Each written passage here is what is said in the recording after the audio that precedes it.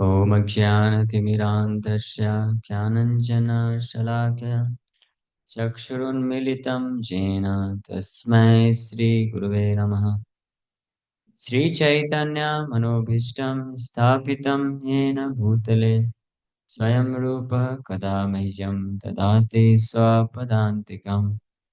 वन्देऽहं श्रीगुरो श्रीयुतापदकमलं श्रीगुरून् वैष्णवांश्च श्रीरूपं साग्रजातं सहगना रघुनाथान्वितं तं सजीवं साद्वैतं सावधूतं परिजनसहितं कृष्णचैतन्यदेवं श्रीराधा कृष्णपादान् सहगना ललिता श्रीविशाखान्वितांश्च नमो विष्णुपादाय कृष्णप्रेष्ठाय भूतले श्रीमते भक्तिवेदान्त स्वामिन्निति नामिने नमस्ते सारस्वती देवे गौरवाणी प्रचारिणे निर्विशेष शून्यवादी पाश्चात्यदेशतारिणे नित्यानंद नमस्तुभ्यं प्रेमानंदप्रदायिने कलौकलमश्नासाय जानवापते नमः।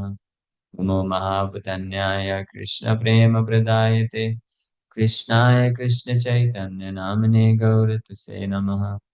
पञ्चतत्त्वात्मकं कृष्णं भक्तरूपस्वरूपकं भक्तावतारं भक्ताख्यं नमामि भक्तशक्तिकम्। हे कृष्णा करुणा सिन्धु दीनबन्धु जगत्पते गोपेश गोपिका कान्त राधाकान्त नमस्तुते। भक्तकाञ्चन गौराङ्गी राधे वृन्दावनेश्वरी वृषभानुसुते देवी प्रणमामि हरिप्रिये। वाञ्छाकल्पतरुभ्यश्च कृपा सिन्धुभ्येव च पतितानां पावनेभ्यो वैष्णवेभ्यो नमो नमः। जय श्री कृष्ण चैतन्य प्रभु नित्यानंद श्री अद्वैत गदाधर शिवासादि गौर भक्तवृंद। हरे कृष्णा कृष्णा कृष्णा हरे हरे हरे राम राम राम हरे हरे।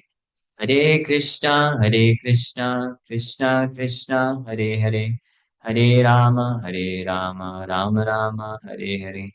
हरे कृष्णा कृष्णा कृष्णा हरे राम राम राम हरे हरे। हरे कृष्णा। सो आप सबका हार्दिक स्वागत है इस गौर पूर्णिमा के विशेष अवसर पे गौर कथा पर जो चर्चा कर रहे हैं हम लोग। तो जनरली सामान्यतः पूरे भारतवर्ष में और बाहर भी विदेशों में भी भागवत कथा तो बहुत फेमस है। भागवत कथा सब लोग सुनते हैं, आयोजन कराते हैं। लेकिन जिस प्रकार से किसी के पास एंड्रॉइड किसी का फोन हो सकता है जिसके अकाउंट में करोड़ रुपए हो सकते हैं, है किसी के पास तो दे देना जगन्नाथ को। वही मालिक है ना।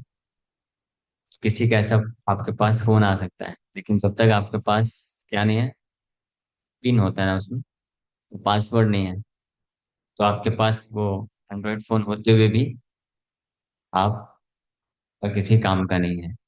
हाँ, तो वास्तव में भागवत जो है श्रीमद् भागवत, भागवत की शिक्षा बिना चैतन्य महाप्रभु के जीवन चरित्र को जाने कोई व्यक्ति उसको पूर्ण रूप से समझ नहीं सकता है। और समझने के प्रयास कोई सिंसियरली करता भी है तो उसको आस्वादन नहीं कर सकता। इसलिए बताया गया है कि अपनी अपनी आचरति प्रभु जीवे रसिका है। भगवान कृष्ण खुद अवतरित हुए चैतन्य महाप्रभु के लिए के रूप में जीव को सिखाने के लिए कि कैसे भागवत मार्ग को रिलीज करना है, कैसे पहली बात तो भागवत को कैसे समझना है, महाप्रभु की शिक्षाओं के माध्यम से पता चलती है। और फिर श्री चैतन्य महाप्रभु उस भागवत को आस्वादन की तो कैसे आस्वादन करना है। हाँ, इसलिए आप श्रीमद् भागवत ग्रंथ पढ़ेंगे, पढ़ेंगे कोई या स्टार्ट किया? कितने भक्त लोग हैं भागवत ग्रंथ पढ़ रहे हैं? पढ़ रहे हैं, चालू कर दिए ना? अब सब लोग भी चालू करिए। गीता तो पढ़ लिए होंगे ना? किसने किसने गीता पढ़ लिया है? गीता पढ़ लिए या पढ़ रहे हैं? ठीक है, तो गीता एक बार पढ़िए। उसके बाद भागवतम फर्स्ट कैंटो चालू करिए। प्रभुपाद जी अपना ज्यादातर जो समय है भागवत के तात्पर्य लिखने के लिए किए। भागवत का आप भूमिका पढ़ेंगे, इंट्रोडक्शन, तो आपको एक आश्चर्य होगा। आपके दिमाग में एक प्रश्न उठेगा कि मैं श्रीमद् भागवतम पढ़ रहा हूँ या चैतन्य चरितमृत पढ़ रहा हूँ। है ना? पढ़ा है किसी ने? मालूम है ना क्या है इंट्रोडक्शन में? चैतन्य महाप्रभु का ही पूरा जीवन चरित्र है। उनकी शिक्षाएं भी हैं और पूरा जीवन चरित्र है, शुरू से लेकर अंत तक। अब बहुत बड़ा इंट्रोडक्शन भूमिका प्रभुपाद जी लिखे हैं। तो इसका मतलब ये विशेष महत्व है होने के लिए कि प्रभुपाद जी को मालूम है कि हर किसी तक चैतन्य चरितमृत नहीं पहुंचा, और ज्यादातर लोग भागवत ही पढ़ना चाहते हैं, स्पेशली जो चैतन्य महाप्रभु को नहीं जानते तो भागवत ग्रंथ पढ़ना चाहते हैं। तो इसके पहले कि वो चैतन्य महाप्रभु को जान पाए, चैतन्य चरितमृत ग्रंथ मिले या न मिले, उनका कहीं शरीर न छूट जाए, तो भागवत ही पढ़ के न रह जाए, तो भागवत को समझने के लिए चैतन्य महाप्रभु को जानने की इतनी अति आवश्यकता है। इसलिए प्रभुपाद जी ने भागवत शुरू करने के पहले इंट्रोडक्शन में ही लिख दिया चैतन्य महाप्रभु के बारे में, ताकि उनके बारे में पढ़ने मात्र से, उनके जीवन चरित्र को जानने मात्र से व्यक्ति उनका आश्रय ले पाएगा, तो फिर भागवत ग्रंथ को पढ़ सकता, समझ सकता है। और उसके बाद भी फिर प्रभुपाद जी तात्पर्य में लिखते हैं अनेकों जगह श्री चैतन्य महाप्रभु का वर्णन करते हैं, उनकी शिक्षाओं का वर्णन करते हैं। और इवेंचुअली जो तात्पर्य है प्रभुपाद जी के, वो गोस्वामी, षड गोस्वामी गुरु परंपरा से आ रही है। तो वो सब श्री चैतन्य महाप्रभु की शिक्षाओं के आधार पे भागवत की टीका की है। तो इसलिए हमारा जो श्रीमद् भागवत ग्रंथ का जो तात्पर्य है वो भी चैतन्य महाप्रभु से अलग नहीं है। चैतन्य महाप्रभु उसमें भी है शिक्षा। जो इसलिए चैतन्य महाप्रभु के बारे में जानना, पढ़ना और उनके जीवन चरित्र को समझना और फिर उनके पद चिन्हों में पालन करना, इसके माध्यम से हम भागवत को समझ सकते हैं। तो हम ये बोल सकते हैं कि बिना चैतन्य चरितमृत या चैतन्य महाप्रभु के बारे में जाने कोई व्यक्ति श्रीमद् भागवत ग्रंथ को जान ही नहीं सकता है, ऐसे भी बोला जा सकता है। और बिना श्रीमद् भागवत ग्रंथ को जाने समझे कोई भगवत गीता को नहीं समझ सकता। सामान्यतः हम ऐसा बोलते हैं ना, भगवत गीता पहले फिर भागवतम फिर चैतन्य चरितमृत, तो ये सही है सीक्वेंस, ऐसे ही करना चाहिए। लेकिन भगवत गीता को व्यक्ति अच्छे से तभी समझ, भगवत गीता थ्योरी है, भागवत में प्रैक्टिकल बताया गया है। भागवत को समझ करके गीता को अच्छे से समझ सकता है व्यक्ति। और भागवत को समझने के लिए चैतन्य चरितमृत या चैतन्य महाप्रभु के को समझने की आवश्यकता है। इसलिए श्रील भक्ति सिद्धांत सरस्वती ठाकुर प्रभुपाद एक बार बोले कि अगर पूरे संसार में प्रलय आ जाए और प्रलय के वक्त आप प्रलय मतलब पूरा बाढ़ आ जाए, पानी पानी हो जाए और आप नाव में बैठ गए, हाँ, तो अगर कुछ भी नहीं लेके जा सकते हैं, कम से कम ये तीन ग्रंथ को रख लीजिए साथ में, ज्यादा रखेंगे तो डूबने का चांसेस रहेगा। भगवत गीता, श्रीमद् भागवतम, चैतन्य चरितमृत। हाँ, फिर बोले कि अगर भार बढ़ने लग जाए फिर भी, तो गीता को छोड़ दीजिए पानी में, भागवत और चैतन्य चरितमृत रखे रहिए। फिर भी भार बढ़ने लग जाए तो भागवतम को छोड़ दीजिए, चैतन्य चरितमृत बस रख लीजिए। अगर वो है आपके पास तो आपके पास सब कुछ है। और प्रभुपाद जी जब अमेरिका जा रहे थे, मालूम है सबको, अमेरिका कब गए थे प्रभुपाद जी उस टाइम? 1965, 1965। तो प्रभुपाद जी के पास यही एक ग्रंथ था, Chaitanya Charitamrita, personal copy. Bhagavat 200 set था डिस्ट्रीब्यूट करने के लिए, लेकिन खुद प्रभुपाद जी चैतन्य चरितमृत अपना अपने पास रखे थे। और वो 2 महीने, प्रभुपाद जी लिखते हैं अपने डायरी में कि वृंदावन को छोड़ के जाना मेरे लिए बहुत असहनीय है, और मुझे वृंदावन का श्री श्री राधा गोविंद देव जी का विरह सता रहा है। और my only solace is this copy of Chaitanya Charitamrita, Prabhupada ji लिखते हैं। ये चैतन्य चरितमृत ही एकमात्र मेरा सांत्वना का स्रोत है जो मुझे जीवित रखा हुआ है। तो इसलिए हम लोग ये गौर कथा करने के पूर्व थोड़ा श्री चैतन्य चरितमृत से श्री चैतन्य महाप्रभु के तत्वों के बारे में जानेंगे। हाँ, वो बहुत महत्वपूर्ण है। तो आज का जो चर्चा होगा, तो हो सकता है आप लोग को थोड़ा सा बोरिंग लगे, लेकिन ये बहुत महत्वपूर्ण है। ठीक है। बहुत सारे बोरिंग क्लासेस तो अटेंड कर चुके हैं ना स्कूल कॉलेजेस में। एक और बोरिंग क्लास अटेंड करने से क्या दिक्कत है, लेकिन ध्यान से सुनते जाइए ना। कविराज गोस्वामी बोलते हैं, सिद्धांत बलिया चीते न कर आलस।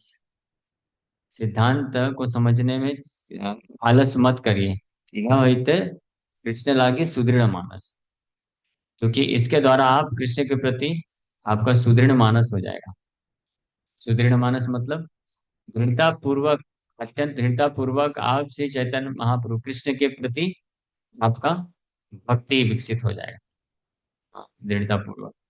तो इसलिए सिद्धांत या श्रील भक्ति सिद्धांत सरस्वती ठाकुर प्रभुपाद और हमारे श्रील प्रभुपाद जी भी चैतन्य महाप्रभु के बारे में अनेकों अनेकों ग्रंथ हैं, लेकिन सबसे पहला ग्रंथ जो विचार के लिए उठाए वो है चैतन्य चरितमृत। क्योंकि चैतन्य चरितमृत में श्री चैतन्य महाप्रभु की लीलाएं तो हैं, लेकिन साथ ही साथ में बहुत प्रचुर मात्रा में सिद्धांत भी है। सैद्धांतिक तौर से तुलसीदास कविराज गोस्वामी ये स्थापित करते हैं कि श्री चैतन्य महाप्रभु वही परम भगवान है जिनका गुणगान भगवत करता है। चैतन्य महाप्रभु वही परम भगवान कृष्ण चंद्र हैं जिनका गुणगान भागवत करता है। सारे वेद जिनका गुणगान करते हैं, वेद इनडायरेक्टली करते हैं, भागवत डायरेक्टली करता है। नंद सुत बलिजार भागवत गाय, सही कृष्णावतीर्ण चैतन्य गोसाई, कविराज गोस्वामी। नंद सुत के नाम से नंद सुत बलि जार भागवत गाय। भागवत जिनका गुणगान नंद सुता, नंद सुता मतलब नंद नंदन कृष्ण, नंद बाबा के पुत्र का गुणगान भागवत करता है, वही कृष्ण चैतन्य गोसाई के रूप में प्रकट हुए हैं। हाँ। लेकिन क्योंकि ये छन्न अवतार है, छन्न मतलब छुपा हुआ अवतार है, इसलिए हर किसी को ये अवतार के बारे में ज्ञान नहीं होता है, ज्ञात नहीं होता। हाँ, लेकिन भगवान की इच्छा से कालांतर में ये जो ज्ञान है प्रकट हुआ। जब चैतन्य महाप्रभु अवतरित हुए थे, आए थे, उस वक्त भी ये शास्त्रों को पढ़ने वाले ज्ञाता लोग थे, पंडित थे, विद्वान थे, लेकिन फिर भी कोई समझ नहीं पाता था चैतन्य महाप्रभु भगवान है। भगवान ऐसी माया से मोहित करके रखे थे, क्योंकि उस वक्त भी श्रीमद् भागवतम था, उस वक्त भी ये उपनिषद थे, चैतन्य उपनिषद था, तब भी महाभारत था। महाभारत के विष्णु सहस्त्र नाम श्लोक में भी महाप्रभु का नाम आता है, वर्णन आता है, और भागवत में भी आता है। तो सार्वभौम भट्टाचार्य ये सब पढ़े थे,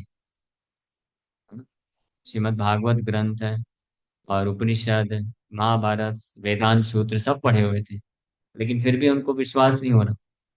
यहाँ तक कि जब महाप्रभु सबसे पहली बार पहुंचे वहाँ जगन्नाथपुरी, वहां जगन्नाथ को देख करके जग जग जग बोलते बोल नहीं पाए पूरा, और जहाँ पे खड़े थे वहां से छलांग मारे थे पूरा, लेकिन हाफवे में ही फ्लाइट क्रैश हो गया, वहां तक पहुंच नहीं पाए। महाप्रभु बाद में बोलते अच्छा वो मैं पहुंचा नहीं वहां तक। उसके बाद से फिर महाप्रभु डिसाइड किए कि गरुड़ स्तंभ के आगे नहीं जाऊंगा मैं, उसके पहले से ही दर्शन करते। फर्स्ट टाइम जब महाप्रभु मूर्छित होकर गिर गए थे, तो सार्वभौम भट्टाचार्य उन्होंने खुद परीक्षण किया था। चैतन्य चरितमृत में वर्णन है, और वो खुद परीक्षण करके शास्त्रों के ज्ञाता थे। उन्होंने ये निष्कर्ष दिया था, उनका ये एग्जामिनेशन का रिजल्ट था कि ये जो है अष्टसात्विक विकार है और किसी भी मनुष्य के लिए संभव नहीं। ये खुद उन्होंने बोला। लेकिन जब गोपीनाथ आचार्य उनको बोलते हैं कि देखो आपने खुद देखा है, कोई ऐसा साधारण मनुष्य इस प्रकार के विकार नहीं प्रस्तुत कर सकता है, और साथ ही साथ तो भागवत से, महाभारत से, उपनिषदों से प्रमाण भी दिए। उनको बोले कि देखो चार युग हैं, चार युग में ये भगवान के कार्य होते हैं, ऐसे ऐसे युग की इस धर्म की स्थापना करते हैं। कलयुग का युग धर्म है हरिनाम संकीर्तन, और ये इस युग धर्म को प्रचार करने वाले ये प्रवर्तक हैं साहब तुम्हारे सामने, और गौर वर्ण का इनका है, ये सब डिस्क्रिप्शन मैच हो रहा है। तो भी क्या डिफिकल्टी, तो भी सार्वभौम भट्टाचार्य एक्सेप्ट नहीं कर पा रहे थे। तो फिर गोपीनाथ आचार्य बोलते हैं, तो ये श्लोक कोट करके कि प्रसाद लेसानुग्रहीत एव ही जानाति तत्व भगवान विच महिम न महिम, कि जब तक भगवान के कृपा का लेस मात्र किसी को प्राप्त नहीं होता है, तक वो भगवान को नहीं जान पाता है। तो मैं तो यही समझता हूँ कि अभी तक श्री चैतन्य महाप्रभु डिसाइड नहीं किए हैं कि आपको मालूम पड़े कि वो भगवान है। तो फिर गोपीनाथ आचार्य समय देते हैं। फिर बाद में सार्वभौमाचार्य से पूरा डिस्कशन होता है, चैतन्य चरितमृत आदि लीला में दिया है। सार्वभौम भट्टाचार्य का जितना भी मिसकंसेप्शन था वेदांत सूत्रों का, उसको दूर करते हैं। और स्पेशली एक श्लोक ऐसा है, आत्माराम वर्ष जो श्लोक है, उसको 18 प्रकार से महाप्रभु जब व्याख्या करके बताए। सार्वभौम भट्टाचार्य 9 तरीके से व्याख्या करते हैं, और 9 तरीकों की व्याख्या को छोड़ करके 18 अन्य तरीकों से महाप्रभु जब व्याख्या किए, सार्वभौम भट्टाचार्य इस निष्कर्ष पे पहुंचते हैं कि कोई मनुष्य ये नहीं कर सकता, किसी मनुष्य में ये शक्ति नहीं हो सकती है। तो वहां पे इस निष्कर्ष पे पहुंचे, मनुष्य नहीं कर सकता है, आप कौन हो, देवता हो क्या, बृहस्पति हो क्या? बृहस्पति भी नहीं हो सकते हैं, क्यों? क्योंकि बृहस्पति तो मैं हूँ, मालूम है ना। सार्वभौम भट्टाचार्य बृहस्पति के अवतार है। तो फिर उनको थोड़ा क्लिक किया कि कौन हो फिर आप मनुष्य भी नहीं हो सकते, देवता, सारे देवताओं का भी मैं गुरु बृहस्पति, मेरी भी व्याख्या से भी आपने इतनी अच्छी व्याख्या प्रस्तुत कर दी, तो कौन है, साक्षात नारायण तो नहीं कहीं? इतना सोच ही रहे थे कि महाप्रभु दिखा दिए अपने रूप का दर्शन कर, षडभुज रूप का दर्शन करा दिए। षडभुज निमाई सुंदर, दो हाथ में मुरली, और धनुष बाण रामचंद्र के रूप में, और सन्यासी रूप में दंड कमंडलू लेकर के खड़े थे महाप्रभु, स्माइलिंग फेस, जैसे खड़े थे, 6 भुजाएं दिखा करके। सामो भट्टाचार्य तो देख करके कांपने लग गए पूरी तरीके से, मूर्छित होके गिर पड़े। तो इस प्रकार से महाप्रभु अपने प्रकट लीला में बहुत कम भक्तों को प्रकाशित किए स्वयं भगवान, लेकिन जाने के बाद वही सारे शास्त्र को फिर उजागर किया गया भगवान के आदेश से। और स्पेशली चैतन्य चरितमृत ग्रंथ, चैतन्य भागवत और चैतन्य मंगल, ये 3 विशेष ग्रंथ हैं महाप्रभु के ऊपर। और फिर बाद में श्रील भक्तिविनोद ठाकुर भी कई ग्रंथों की रचना करते हैं, जिसमें एक नवदीप धाम महात्म्य सुना होगा आपने। तो नवदीप धाम महात्म्य में भी भक्तिविनोद ठाकुर या आप स्टेब्लिश करते हैं, स्थापित करते हैं नवदीप धाम अभिन्न जो है ब्रज धाम है, वृंदावन धाम। और श्री चैतन्य महाप्रभु कृष्ण, श्री चैतन्य प्रभुं वंदे बालोऽपि यदनुग्रहात् तरेन्नानमतग्राः व्याप्तं सिद्धांत सागरम। श्री चैतन्य महाप्रभु को मैं प्रणाम करता हूँ, जिनके कृपा से बालोऽपि, यानी बालक भी है, अबोध होता है बालक, इग्नोरेंट अज्ञानी, वो भी अनेकों प्रकार के दर्शन को पार करके और परम सत्य में स्थित हो सकता है। अनेकों प्रकार के दर्शन है भारतवर्ष में, स्पेशली बहुत सारी फिलोसफीज हैं। इसलिए कुछ लोग बोलते हैं बाहर वाले, घर या घर वाले, कि India is the country means market place of various philosophies, various ideologies. Bharat क्या है, एक बाजार है जहाँ पे बहुत सारी फिलोसफी बिकती है, बहुत सारी आइडियोलॉजीज हैं। तो कविराज गोस्वामी जितने भी प्रकार के, तो मार्केट से कंपेयर नहीं कर रहे हैं, वो बोल रहे हैं ये सागर की तरह है। और ये जितने भी प्रकार की फिलोसफीज हैं, विचारधाराएं हैं, कुसिद्धांत है, उसको क्रोकोडाइल से कंपेयर कर रहे हैं। मगर मगर मच, है ना, मगर एक बार किसी को जकड़ लेता है तो उससे वो निकल नहीं पाता है, बहुत मुश्किल है। कोई कोई व्यक्ति है जो, मगर ने किसी व्यक्ति को अगर ऐसे जकड़ लिया है, तो उस व्यक्ति, कोई ऐसा व्यक्ति है जो मगर के जबड़े से बाहर निकाल सके? हाँ, कोई है ऐसा? कौन? इसने तो डायरेक्ट सर्जरी कर देते हैं। है ना? वो कौन था? गजराज। गजराज चिंता करा, आही घोड़ा चढ़े ना, चक्रापेसी नगरानासी उतारी ला पाना। सुना ये भजन? सालवेग भगवान जगन्नाथ के लिए भजन लिखा है, आप लोग ने सुना? सुने ना, याद दिलाइएगा कि ये भजन भी हम लोग गाएंगे। तो भगवान कृष्ण का तो ये हिसाब किताब है, वो डायरेक्ट उन्होंने गला ही काट दिया तो अपने आप बाहर निकल गया। लेकिन विदाउट सर्जरी, बिना सर्जरी के ऑपरेशन, बिना दर्द दिए कौन करता है? श्री चैतन्य महाप्रभु। इसलिए बोल रहे हैं कि अगर कोई छोटा बच्चा भी है जिसके पास कोई शक्ति नहीं है, हम सब लोग कौन है? छोटे बच्चे जैसे हैं। एक फिलॉसफी मगरमच्छ के जैसा है ना? इसका प्रमाण क्या है? कोई भी व्यक्ति कुछ भी कहीं से सुन लेता है, कोई भी बाबा जी से सुन लिया, कुछ भी कर लिया, बोला हाँ यही है, अपने जीवन का फिलॉसफी उसी को मान लेता है। और फिर उसको जब वो कोई विचारधारा जो होती है उसको ऐसे ग्रसित कर लेती है, तो फिर उससे निकलने को तैयार नहीं होता है, उसी को पकड़ के बैठा रहता है। लेकिन अगर कोई थोड़ा भी विनम्रता पूर्वक श्री चैतन्य महाप्रभु का आश्रय लेगा, चैतन्य महाप्रभु का आश्रय लेना मतलब उनकी शिक्षाओं को स्वीकार कर लेता है, समझता है, थोड़ा ओपन माइंडेड हो करके, तो समझ जाएगा इमीडिएटली कि वास्तविक फिलोसफी क्या है। तो इतने सारे अलग अलग प्रकार के क्रोकोडाइल्स की जो गलत गलत विचारधारा है, भौतिकतावाद जो है सबसे प्रोमिनेंट फिलोसफी है आज के समय में। भौतिकतावाद समझते हैं? हाँ क्या? 2 दिन की जिंदगी, 2 4 दिन की जिंदगी है, खाओ पियो मजे करो, बस इसको बोलते हैं मटेरियल फिलोसफी। चारवाक मुनि की कोई कोई ब्रह्म के बारे में चिंता नहीं, कोई आत्मा परमात्मा कोई लेना देना नहीं। ज्यादातर लोग इसी फिलोसफी में इसी चीज को फॉलो करते हैं, किसी को कोई लेना देना नहीं रहता है।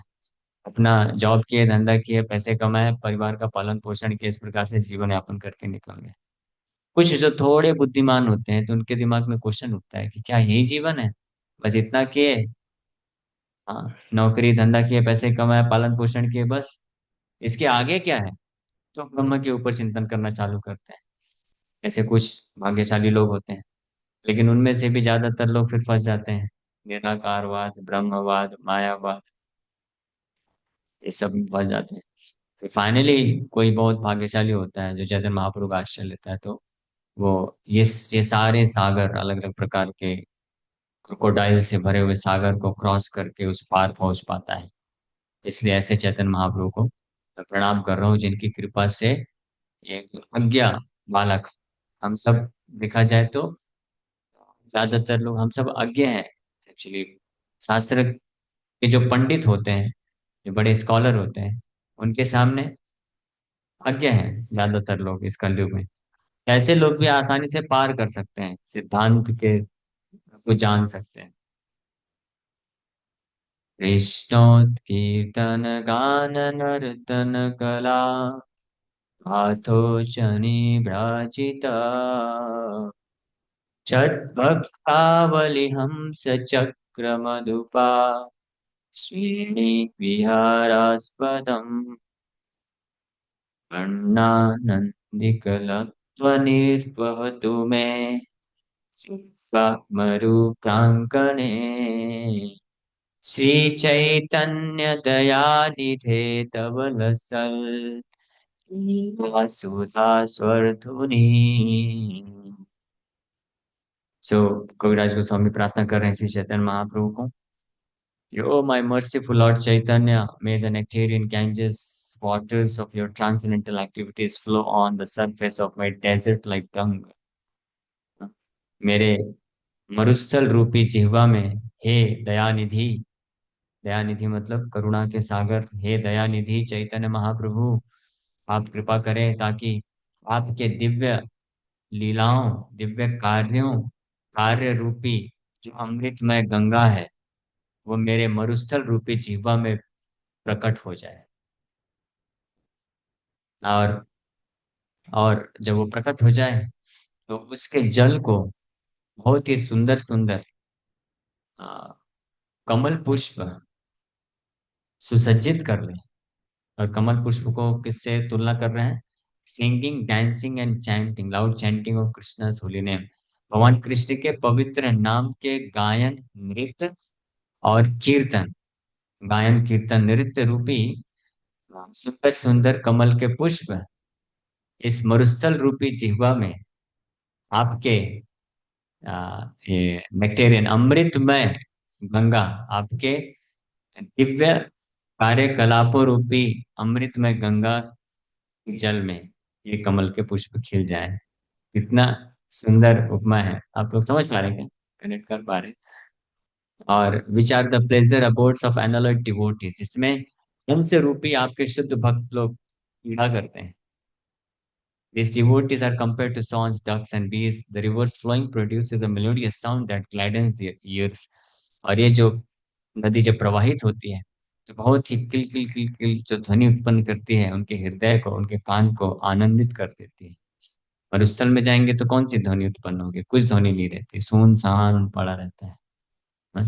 लेकिन अगर ऐसी जगह में जाएंगे जहाँ पे बहुत हरियाली है और बहुत सुंदर गंगा प्रवाहित हो रही है और उसमें जगह जगह पे कमल के पुष्प हैं और हंस हैं, बीज हैं और डक्स हैं, बतख, हंस, ये सब पशु पक्षी हैं, चहचहा रहे हैं, तो कितना सुंदर लगता है ना।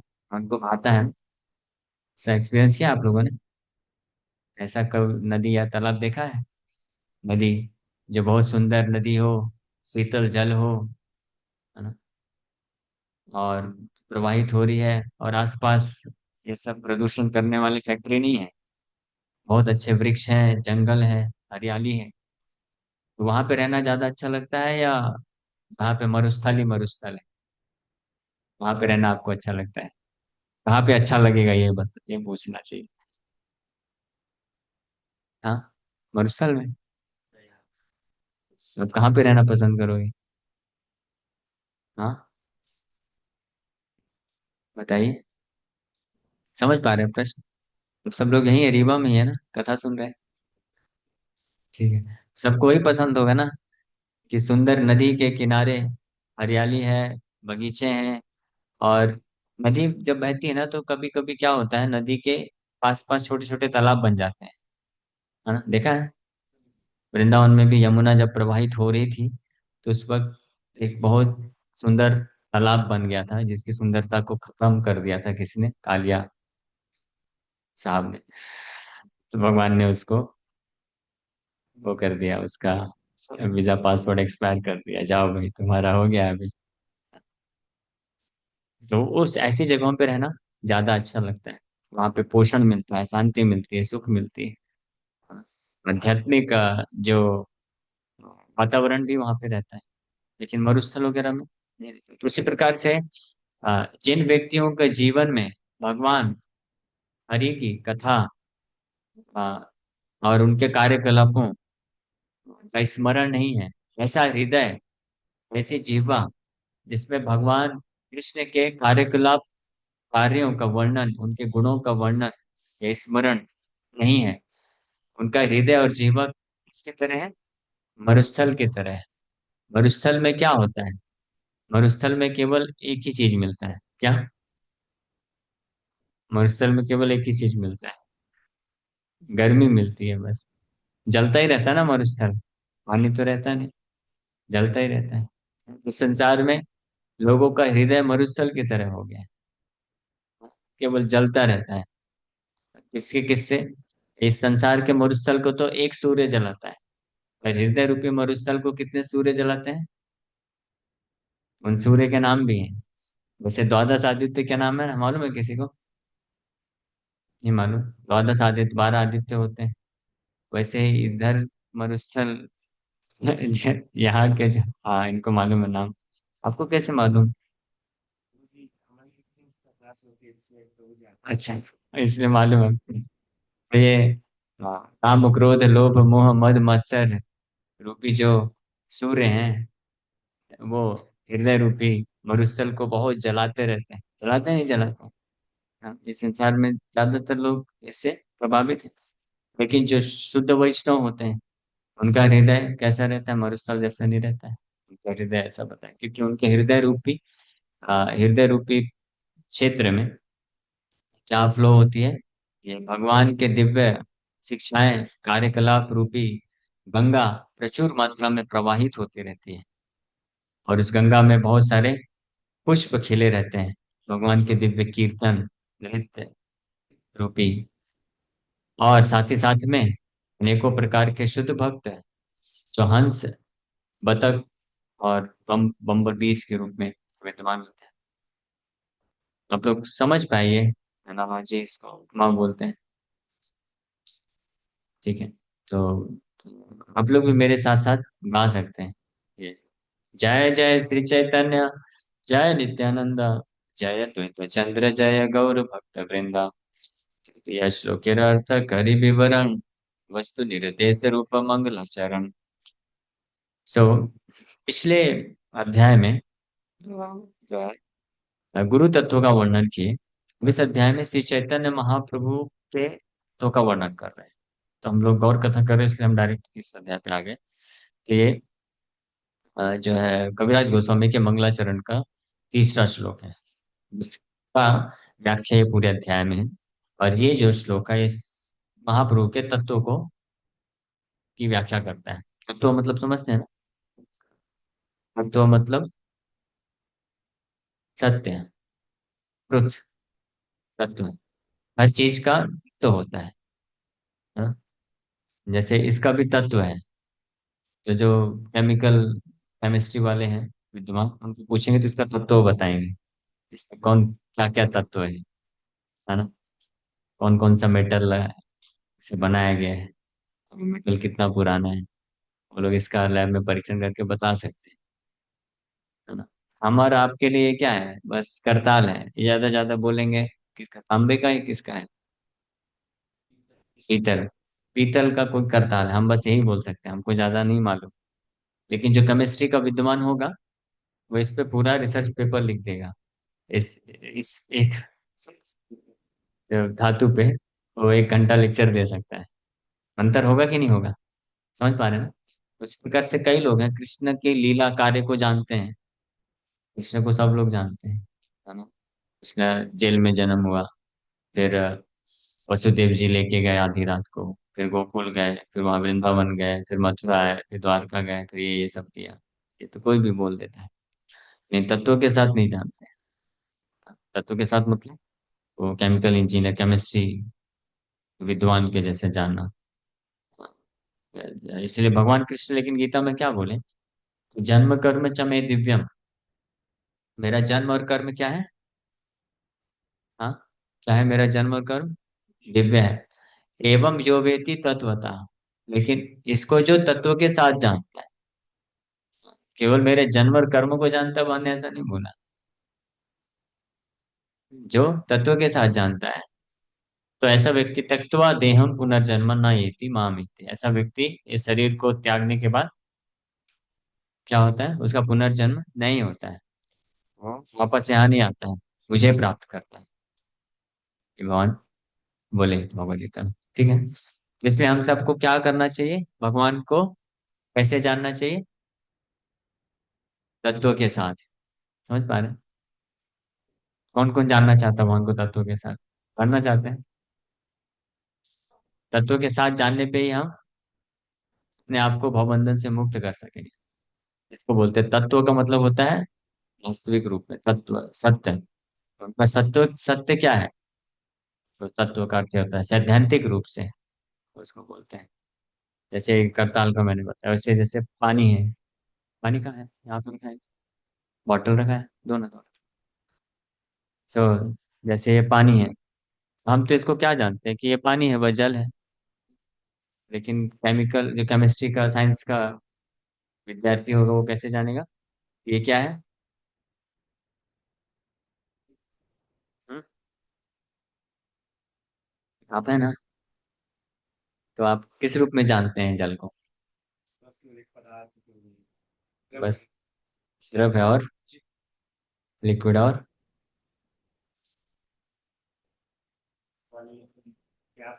इसका तत्व बताइए। हाँ, H2O ना, तत्व। उसको बोलते हैं तत्व के साथ जाना। फिर H2O का बहुत सारा जो भी रिएक्शन करते हैं, उस रूप में जानना, उसको बोलते हैं तत्वों के साथ जानना। सो तब तो यहाँ पे बता रहे हैं श्री चैतन्य महाप्रभु का। ठीक है, तो ध्यान से सुनिएगा। हाँ, थोड़ा सा ये मैंने इसलिए पहले ही बोला कि आज हम लोग तत्वों की चर्चा कर रहे हैं, थोड़ा सा बोरिंग लग सकता है, तो थोड़ा सा आपको लगेगा ऐसा। वैसे आज जो है कल से घोड़ घोड़ कथा करेंगे। घोड़ घोड़ जानते हैं?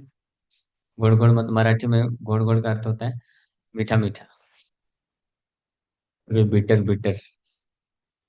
हाँ, मराठी मानुस लोग आए हैं क्या?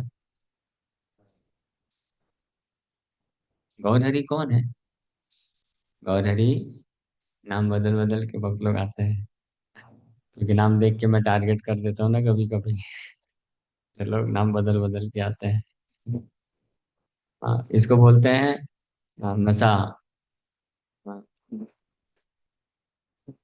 यत्तत्त्वैतं ब्रह्मोपनिषदि तदप्यस्य तनुभा यात्मान्तर्यामि पुरुष इति सोऽस्यां सविभवा षडैश्वर्या पूर्णो यैह भगवान् स स्वयमयम् न चैतन्यात् कृष्णात् जगति परतत्त्वं परमिह।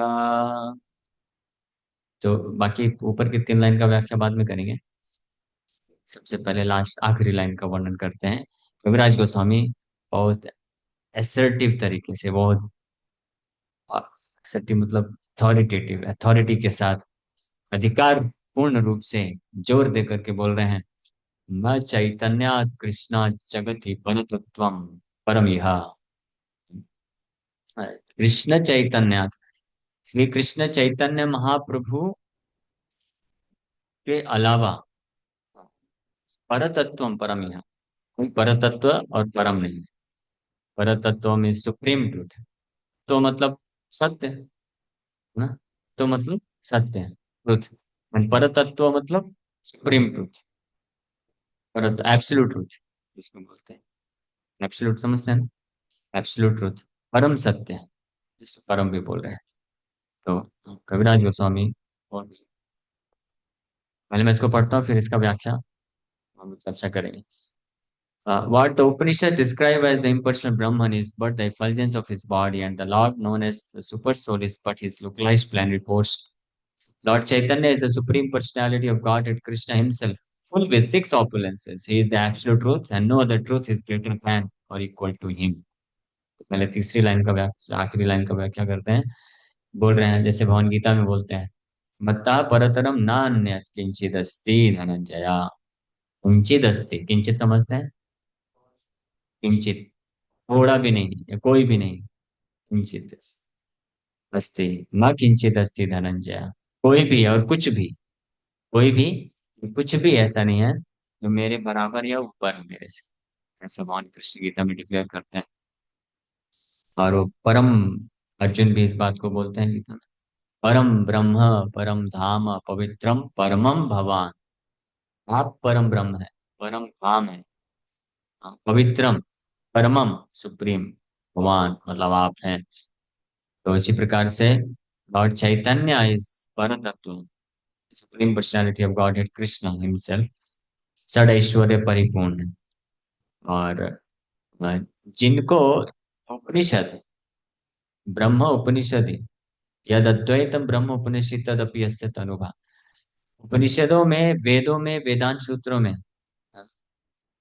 जो अलग अलग जगह है, काशी में, बनारस में, और चारों मठ में, आदि शंकराचार्य के, जो चर्चा कर रहे हैं, वो जिस ब्रह्म की चर्चा करते हैं, वो और कुछ नहीं, वो क्या है, जिनके शरीर का तेज है, तनुभा, तनु मतलब शरीर, भा मतलब तेज, जिनके शरीर का तेज है, भी है वो ब्रह्म ज्योति, जिसको उपनिषदों में, वेदांतों में गुणगान किया गया है, जो अनेकों प्रकार के ज्ञानी सन्यासियों का क्या है, परम लक्ष्य है, जिसको प्राप्त करना चाहते हैं, जिसमें जाके विलीन होना चाहते हैं, वो क्या है, वो उनका तनुभा है, शरीर का तेज है जिनके।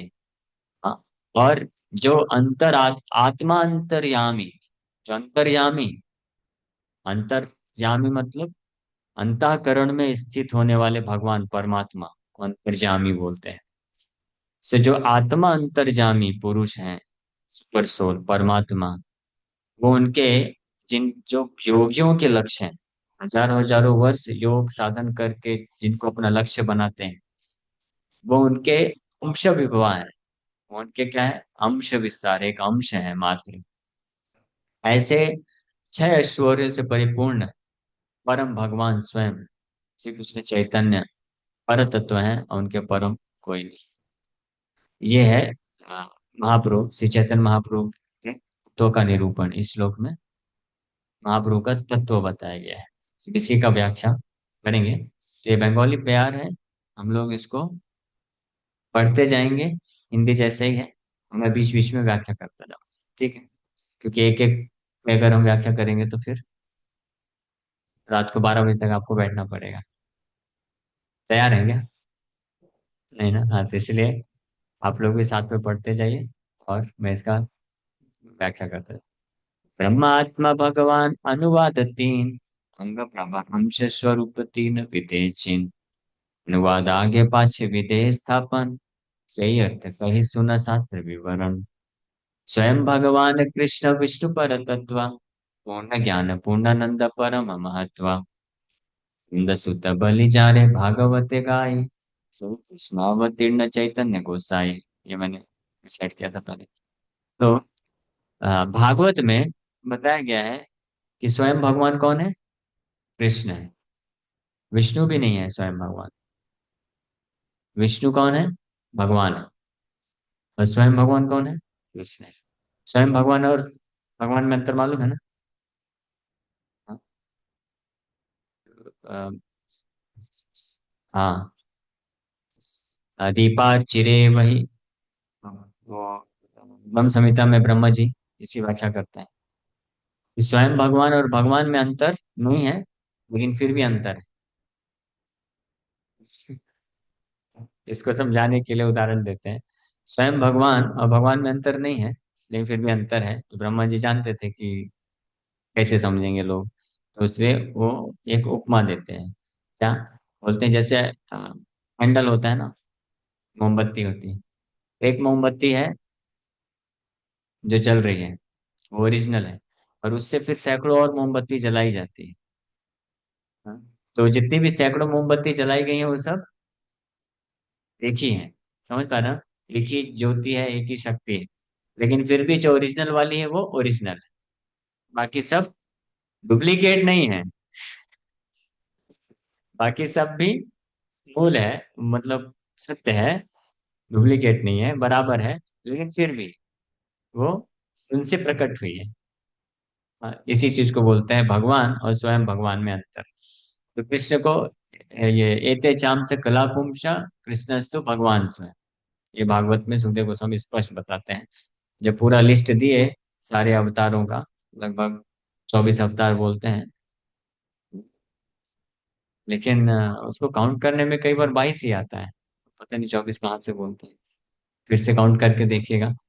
पर जो भी है, ना तो भगवान के 10 अवतार है, ना तो 22 अवतार है, ना तो 24 अवतार है। कितने अवतार है? असंख्य अवतार। अवतारा नाम ही सहस्रेषु, फाइनली बोलते हैं कि परीक्षित कितने अवतारों की सूची में बनाओ। ऐसे तो अवतारों की सूची में ही हमारा भागवत कथा हो जाएगा। फिर विशेष विशेष अवतारों का कथा भी तो विस्तार से करना है ना।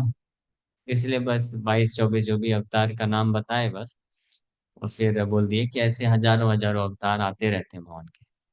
जैसे समुद्र के किनारे क्या है, वेव्स आती हैं। समुद्र देखा है सब लोगों ने? कितने लोगों ने समुद्र का दर्शन किया है? देखा है सबने? नहीं देखा? ठीक है, मोबाइल में देख लेना बीच कैसा होता है। नहीं तो जगन्नाथपुरी यात्रा प्रभु जी लेके जाएंगे तो उधर जाइए। जगन्नाथ भगवान के पास में ही समुद्र है, बीच है। तो वहां पे आप खड़े रहेंगे ना, तो वेव्स है, एक के बाद एक के बाद एक के बाद आती रहती है, बस खत्म ही नहीं होती। उसी प्रकार से भगवान के अवतार भी इसी तरीके से हैं। एक के बाद एक के बाद आते रहते हैं, आते रहते हैं, खत्म ही नहीं होते। ब्रह्मा जी के एक दिन में हजारों अवतार आ जाते हैं। ब्रह्मा जी के एक दिन हजारों अवतार। तो फिर ब्रह्मा जी का कार्य क्या है, ये समझ पाना मुश्किल है, क्योंकि सब कुछ तो भगवान ही कर रहे हैं। ब्रह्मा जी को पोस्ट दिए हैं भगवान कि संभालो, मैनेज करो। हाँ। लेकिन भगवान तो खुद ही आते हैं, पुरुष अवतार के रूप में तो ऑलरेडी हैं, हमेशा ही रहते हैं। लीला अवतार, युगा अवतार, मनवंतर अवतार, शक्तावेश अवतार, सब लेके भगवान ही आते रहते हैं, धर्म की स्थापना करते हैं। कोई असुर का थोड़ा पावर बढ़ गया तो फिर भगवान को ही आना पड़ता है। तो वास्तविक रूप में इसीलिए जो है पालन पोषण मेंटेनेंस सब भगवान ही कर रहे हैं। सो कृष्ण को स्वयं भगवान बोला गया है। और विष्णु पर तत्व, पूर्ण ज्ञान पूर्णानंद परम महत्व। नंद सुता बोली जाने भागवत गाई, भागवत जिनका नंद सुता बोल करके गुणगान करते हैं, सही कृष्ण अवतीर्ण चैतन्य गोसाई। का विशेष हैं हरे तीन नाम, ब्रह्म परमात्मा आर्य स्वयं भगवान।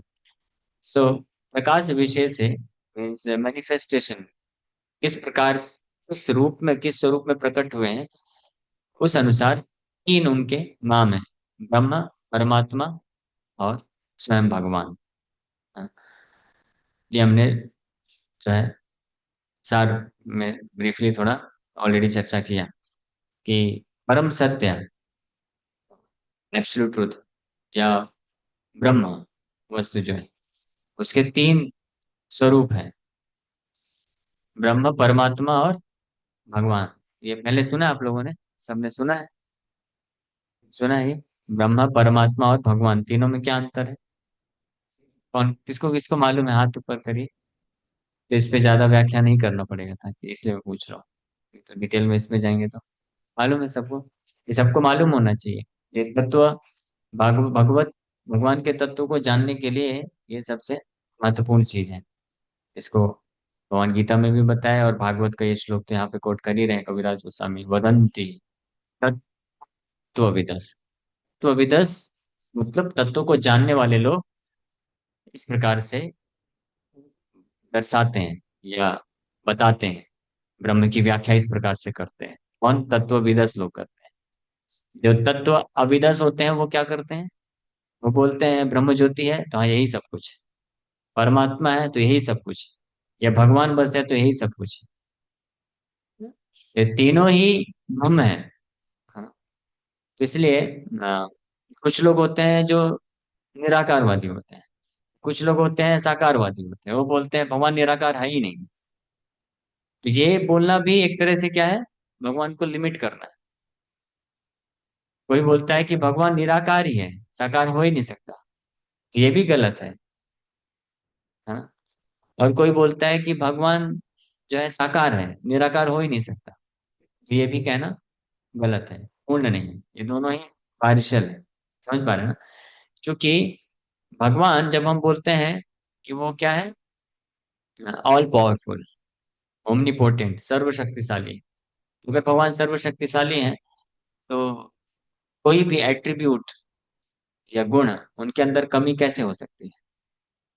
भगवान अपने आप को निराकार नहीं कर सकते क्या? तो ये तो भगवान की पूर्णता नहीं होगी ना फिर। तो भगवान अपने आप को निराकार रूप में भी प्रकट कर सकते हैं।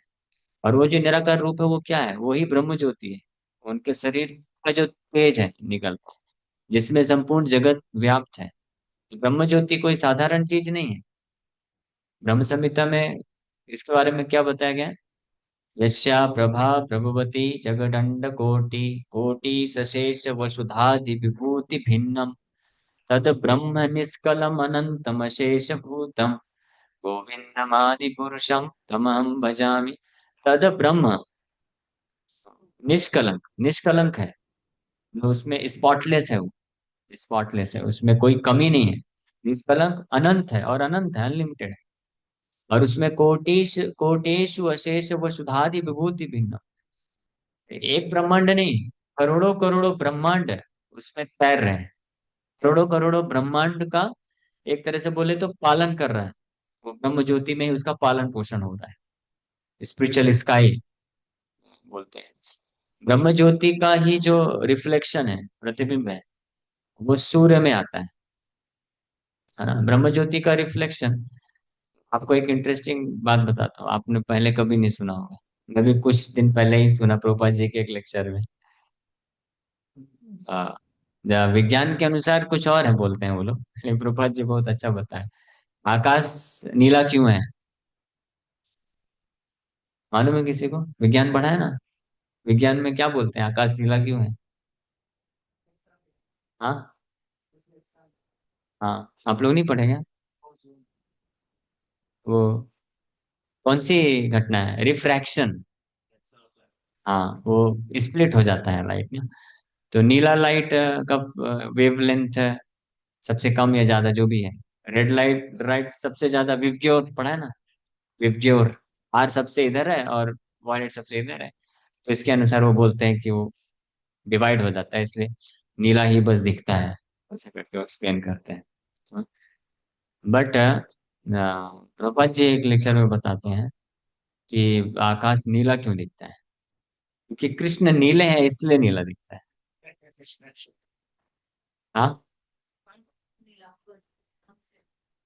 नीलांबर तो, अंबर मतलब कपड़ा।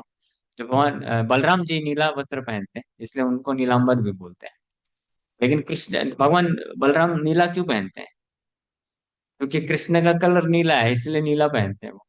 भगवान कृष्ण पीताम्बर पहनते हैं क्योंकि वो गौर वर्ण के हैं, बलराम जी एक दूसरे को प्रेम।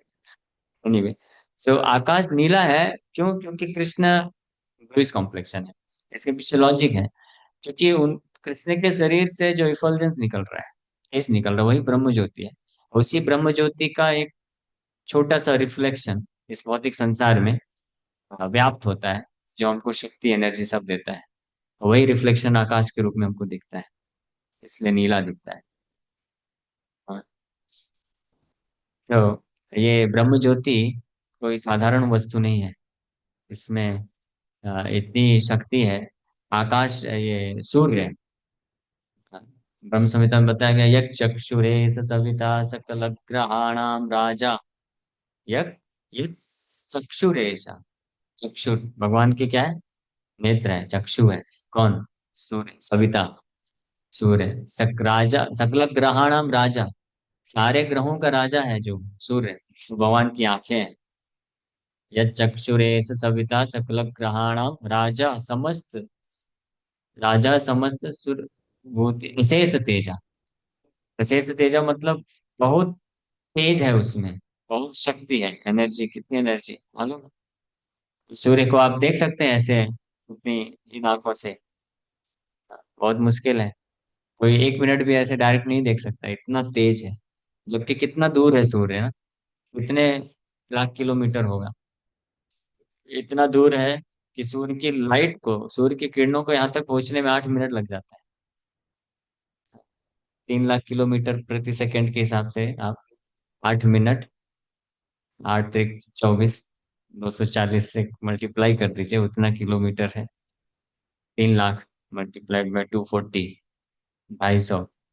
हाँ, 1000 से मल्टीप्लाई करेंगे तो 30 लाख, 3 करोड़, 30 करोड़। 30 करोड़ का 1/4 कर दीजिए, तो लगभग 8, 9 × 27, 9, 9.5 करोड़ किलोमीटर होगा लगभग। उतना करोड़ किलोमीटर दूर है सूर्य, फिर भी हाँ, आँख में देखने में इतना तेज है, आप देख नहीं सकते हैं कितना तेज होगा।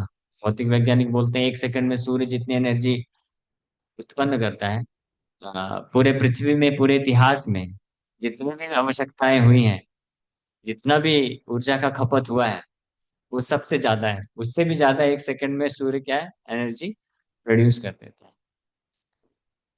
तो वो सूर्य क्या है? वो सूर्य भगवान के शरीर से निकलने वाला जो तेज है, उसका एक अंश मात्र रिफ्लेक्शन उस सूर्य में है।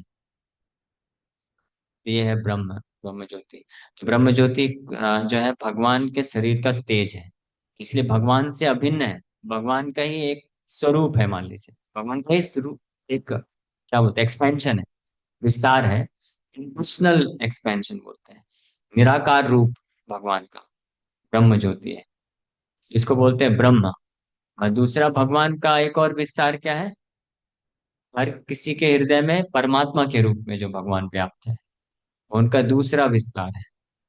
हाँ, जिससे पूरे जगत के चीजों को कंट्रोल करते हैं। पहला जो विस्तार है ब्रह्म ज्योति, उससे इस पूरे जगत को व्याप्त करते हैं। पूरे जगत को व्याप्त करते हैं, सृष्टि करते हैं, धारण करके रखते हैं और प्रलय करते हैं। और जो दूसरा विस्तार है परमात्मा, उसके माध्यम से पूरे जगत को कंट्रोल करते हैं, परमात्मा के रूप में भर्ता भोक्ता महेश्वर उपदृष्टा अनुमंता चा, भर्ता भोक्ता महेश्वर। और जो तीसरा, जो स्वयं रूप है, विस्तार नहीं, जो स्वयं रूप, इसलिए स्वयं भगवान बोला गया है। स्वयं रूप मतलब जिनसे सारे विस्तार निकलते हैं। ये ब्रह्म ज्योति भी जिनका एक विस्तार है, निराकार रूप, रूप नहीं है, निराकार उनका एट्रीब्यूट, इम्पर्सनल एट्रीब्यूट। और परमात्मा भी जिनका विस्तार है, तो जिनका है ये सब, उनको बोलते हैं स्वयं रूप। और वो स्वयं रूप कौन है? वही यहाँ पे बैठे हैं, जगन्नाथ के रूप में। समझ पा रहे हैं? वही कौन है? कृष्ण है। कृष्ण जो है स्वयं रूप है, जिनसे सारे निराकार ब्रह्म परमात्मा निकलते हैं, व्याप्त होते हैं। न केवल निराकार ब्रह्म और परमात्मा, बल्कि जितने भी विष्णु मूर्ति हैं, वो सब भी आते हैं। से ये ब्रह्मेति परमात्मेति भगवानेति शब्द थे। और वही जो स्वयं रूप भगवान है कृष्ण, वही आते हैं ब्रह्मा जी के एक दिन में एक बार, श्री कृष्ण चैतन्य महाप्रभु के रूप में। ताहारंगेर शुद्ध किरण मंडल, उपनिषद कहे तारे ब्रह्म सुनिर्मल। ये मैंने ऑलरेडी व्याख्या की। चर्म चक्षे देखे जैसे सूर्य निर्विशेष, ज्ञान मार्गे लयते नारे कृष्ण विशेष। जिस प्रकार से इसमें चर्म चक्षे, अपनी इन आंखों से कोई डायरेक्ट देखता है तो सूर्य को केवल काश का एक पुंज देख पाता है, उसका ग्लोब है वो नहीं देख पाता है। उसी प्रकार से ब्रह्म ज्ञान के ज्ञान मार्ग है, ब्रह्म ज्ञान के मदद से उपनिषद कोई पढ़ता है, वेदांत अध्ययन करता है, उसके मदद से व्यक्ति भगवान को यानी परम सत्य को केवल ब्रह्म ज्योति के रूप में देख पाता है। क्योंकि उपनिषद और वेदांतों में यही वर्णन है। इमानी यो भूतानि जायन्ते, ये उपनिषद में वर्णन है। और वेदांत सूत्र में जन्मादि यस्य यतः, जिनसे सब कुछ, जिससे सब कुछ निकला है, जिनसे सब कुछ निकला है, वो ब्रह्म, ब्रह्म का ही व्याख्या है। पहला सूत्र है ब्रह्म, अथा तो ब्रह्म जिज्ञासा, ब्रह्म के बारे में अब जिज्ञासा करो। ब्रह्म कब तक पड़े रहो? ब्रह्म से बाहर निकलो, ब्रह्म की जिज्ञासा करो। बोले हाँ ठीक है, ब्रह्म की जिज्ञासा करना चाहता हूँ, बताइए ब्रह्म क्या है, कौन है, तो बाद में ब्रह्म क्या है? तो जन्मादि यस्य यतः, जिनसे जिससे सब कुछ निकलता है, तो वो ब्रह्म ये है, निराकार ब्रह्म। लेकिन फिर वो निराकार ब्रह्म जिनसे आता है, फिर आगे वेदांत सूत्र में धीरे धीरे आगे बढ़ते हैं, फिर ये भी बताया गया है सा एकशता आनंदमय अभ्यासात। ये सब सूत्रों से पता चलता है कि कोई व्यक्ति है क्या, ये पता चलता है। शुरू के सूत्रों में तो पता चलता है कि ब्रह्म ज्योति से सब कुछ कार्य हो रहा है। लेकिन फिर जब और ब्रह्म का वर्णन करना चालू किए वेद व्यास जी वेदांत सूत्रों में, फिर ये सब पता चलता है कि ये लगता है कोई व्यक्ति है। फिर उसी व्यक्ति का पूरा भागवत में वर्णन किया गया। तो ज्ञान मार्ग के माध्यम से व्यक्ति कृष्ण को निर्विशेष रूप में जान पाता है, लेकिन भागवत मार्ग से कृष्ण की विशेषता को जानता है। जैसे सूर्य के बारे में दिया गया, ये जो मैंने श्लोक बोला था यहाँ पे भी आ गया। यस्या प्रभा प्रभवतो जगदण्ड कोटि, कोटि सशेष वसुधादि विभूति भिन्नम, तद ब्रह्म निष्कलम अनंतम शेष भूतम, गोविंदमादि पुरुषम तमहम भजामि। यहाँ तक आप लोग समझ पा रहे हैं? अब इसमें रुचि आ रहा है जानने के लिए, या इसको हम लोग थोड़ा शॉर्ट में आगे बढ़ जाएं? तत्व के ऊपर चर्चा। हाँ तत्व वही है, लेकिन टेंशन मत लीजिए, कल से लीला श्रवण करेंगे अच्छे से। हाँ तो मेरा प्लान ऐसा है कि आज तो लेना था पूरा, और कल से फिर महाप्रभु, कल से लेकर के 2 तारीख तक महाप्रभु के जो है बाल्य लीलाएं, और फिर 3 तारीख को जन्म लीला। 3 को एक और पूर्णिमा ना, तो 3 तारीख को चैतन्य भागवत में जन्म लीला बहुत विस्तार से वर्णन है, तो वहां से जन्म लीला का चर्चा करेंगे। फिर उसके बाद फिर नवदीप की और कुछ लीलाएं हैं। और अगर समय रहा तो एक दिन महाप्रकाश लीला, एक बहुत विशेष लीला हुई है, और उसके ऊपर चर्चा कर लेंगे।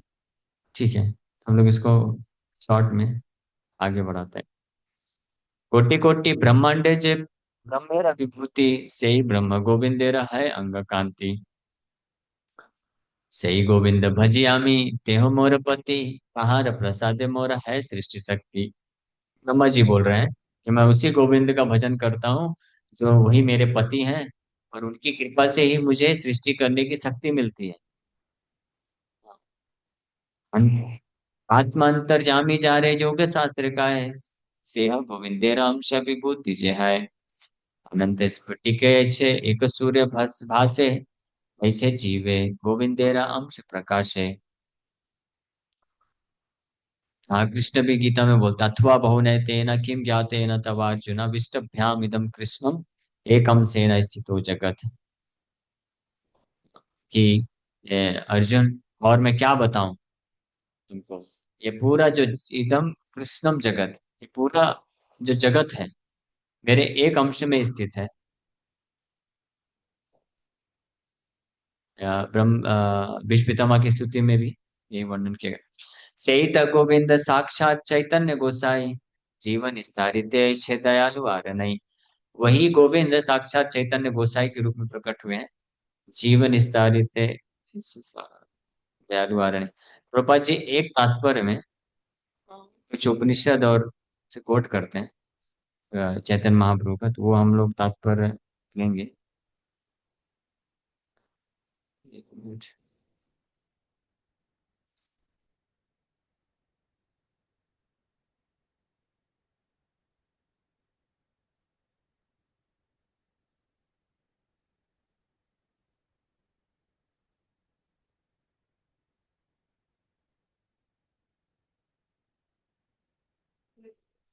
हाँ, ये तात्पर्य बस लेंगे, इसी में तत्व कंप्लीट कर देंगे, ठीक है। इसको बस ध्यान से सुन लीजिए, ये प्रभुपाद जी बहुत मेहनत करके लिखे हैं। हाँ, अभी तक आप इतना तो कम से कम समझ गए होंगे कि भगवान कृष्ण ही वो स्वयं रूप है, या ब्रह्म के परम ब्रह्म पर तत्व स्वयं भगवान, जिनका एक विस्तार निराकार ब्रह्म ज्योति के रूप में व्याप्त है, जिसमें असंख्य ब्रह्मांड जो है सृष्टि होता है, पालन होता है। और उन्हीं का एक रूप परमात्मा है, वही स्वयं कृष्ण। और वही स्वयं रूप भगवान कृष्ण चैतन्य महाप्रभु के रूप में आए हैं। इसका प्रमाण जो है प्रभुपाद जी कई शास्त्रों से दे रहे हैं यहाँ पे, तो इसको हम लोग ले लेते हैं। सबसे पहला है चैतन्य उपनिषद। इसमें बताया गया है, गौर सर्वात्मा महापुरुषो महात्मा महायोगी त्रिगुणातीत सत्वरूपो भक्तिम लोके काश्यति। Hare Krishna. So lord Gaura, who is all pervading super soul, Gaura सर्वात्मा, भगवान गौरांग महाप्रभु सर्वात्मा है, परमात्मा है, और महापुरुष है। महापुरुष मतलब सुप्रीम पर्सनालिटी ऑफ गॉड है, पुरुष मतलब पर्सन, व्यक्ति पुरुष। महापुरुष मतलब परम पुरुष। महात्मा इज द ग्रेट सोल, या परमात्मा। महायोगी त्रिगुणातीत, तीनों गुणों के परे, स्वरूपो भक्तिम लोके काश्यति। और is the emblem of transcendental activity. He disseminates the cult of devotion throughout the world. तो ये चैतन्य उपनिषद में बताया गया है कि जो गौरांग महाप्रभु के रूप में आए हैं, जिन्होंने लोगों को भक्ति प्रदान की अपनी खुद की, वो कौन है? सर्वात्मा, महापुरुष, महात्मा, महायोगी, त्रिगुणातीत है। और सत्व रूप, उनका जो स्वरूप है वो विशुद्ध सत्व है। फिर श्वेताश्वतर उपनिषद में बताया गया है, ईश्वराणां परमं महेश्वरं तं देवतानां परमं च दैवतम् पतिं पतीनां परमं परस्तात् विदाम देवं भुवनेशमेत्यम्। सो आप परमं महेश्वरम हैं, सारे देवताओं के नियंत्रक हैं, और परम भगवान है। फिर उसी उपनिषद में आगे बोला गया है, महान प्रभुर्वै पुरुषः, महाप्रभु या महान प्रभुर्वै पुरुषः सत्वस्यैष प्रवर्तकः सुनिर्मलाम् इमां प्राप्तिम् ईशानो ज्योतिरव्ययः। So the supreme personality of Godhead is Mahaprabhu. परम भगवान महाप्रभु है, महाप्रभु परम भगवान है, जो जो है सत्वैश प्रवर्तक, ट्रांसेंडेंटल इनलाइटनमेंट, दिव्य ज्ञान के प्रवर्तक हैं। और उनके स्पर्श में रहना मात्र है जो है ब्रह्म ज्योति के स्पर्श के बराबर। फिर मुंडक उपनिषद में इस प्रकार से बताया गया है, यदा पश्यते रुक्म वर्णम कर्तारमीशम पुरुषम ब्रह्म योनि, one who sees that golden colored personality of God is the supreme Lord, the supreme actor, who is the source of the supreme Brahman, is liberated। तो मुंडक उपनिषद में बताया गया है कि जो वो परम पुरुष जो गौर वर्ण में आते हैं, उनको सुप्रीम एक्टर के रूप में जानता है, वो मुक्त हो जाता है। यदा पश्यते रुक्म वर्णम।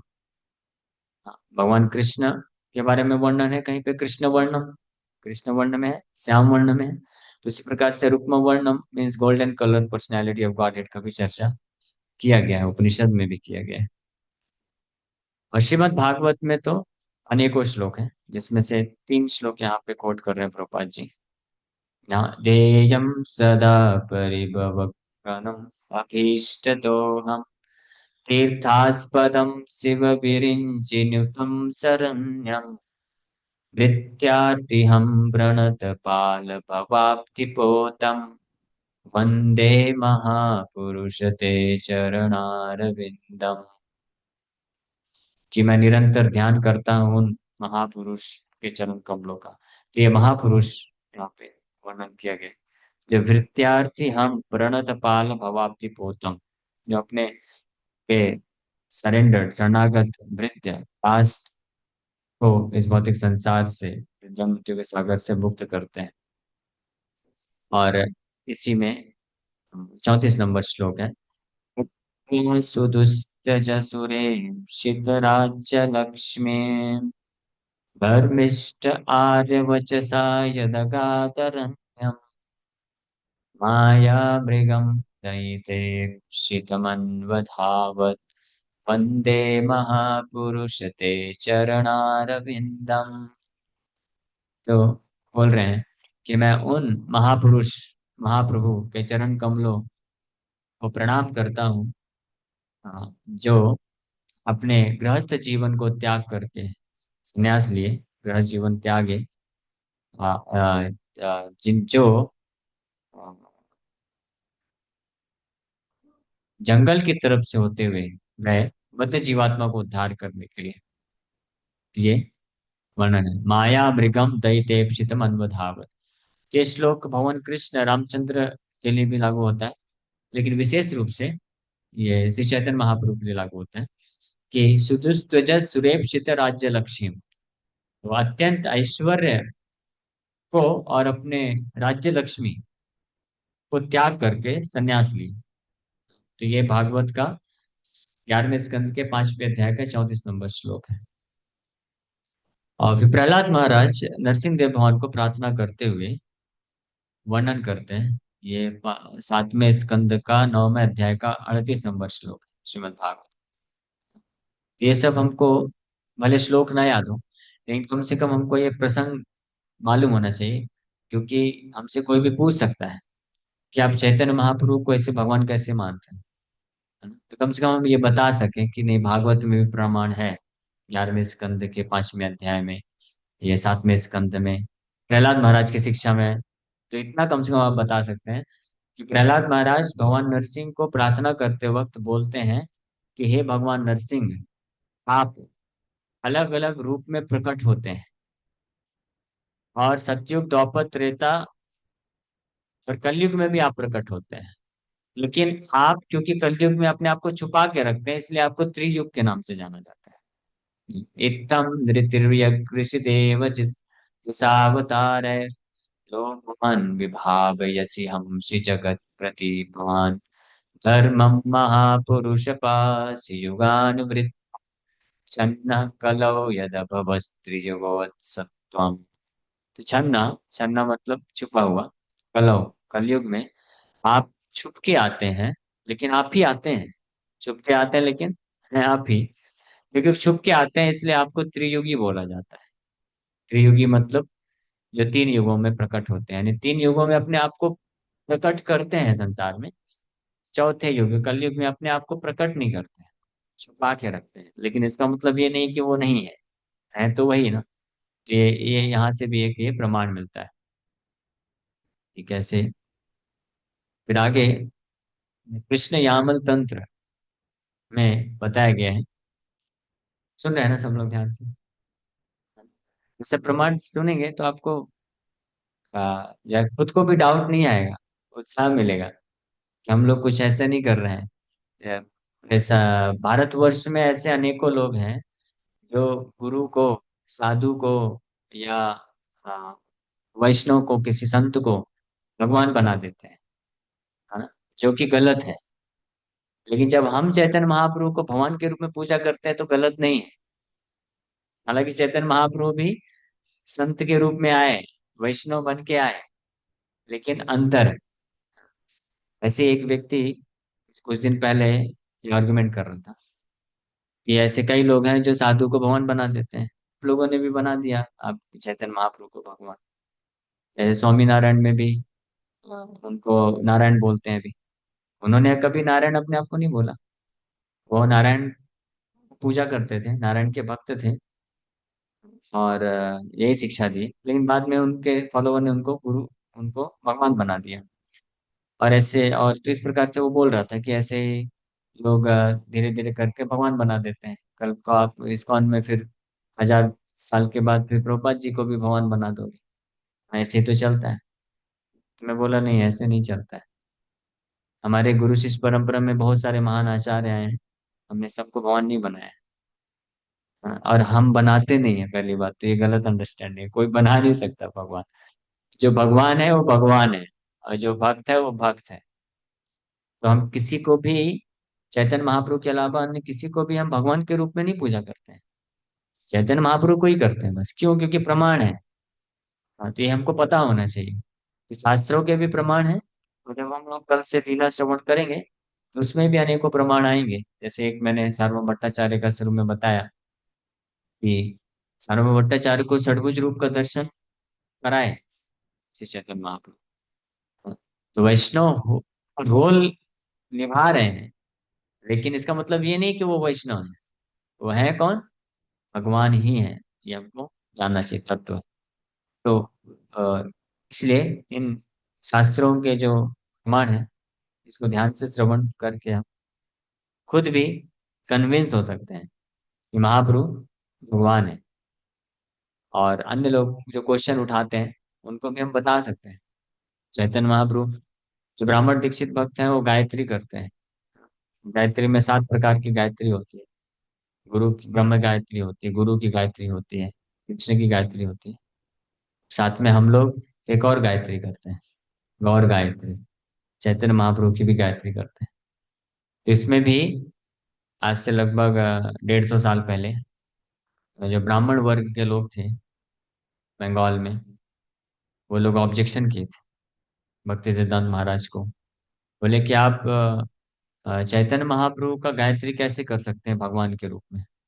भगवान का जो बीज मंत्र है उस रूप में उनका गायत्री कैसे कर सकते हैं? उनको गुरु के रूप में आप देखिए चलता है, लेकिन आप उनका गायत्री।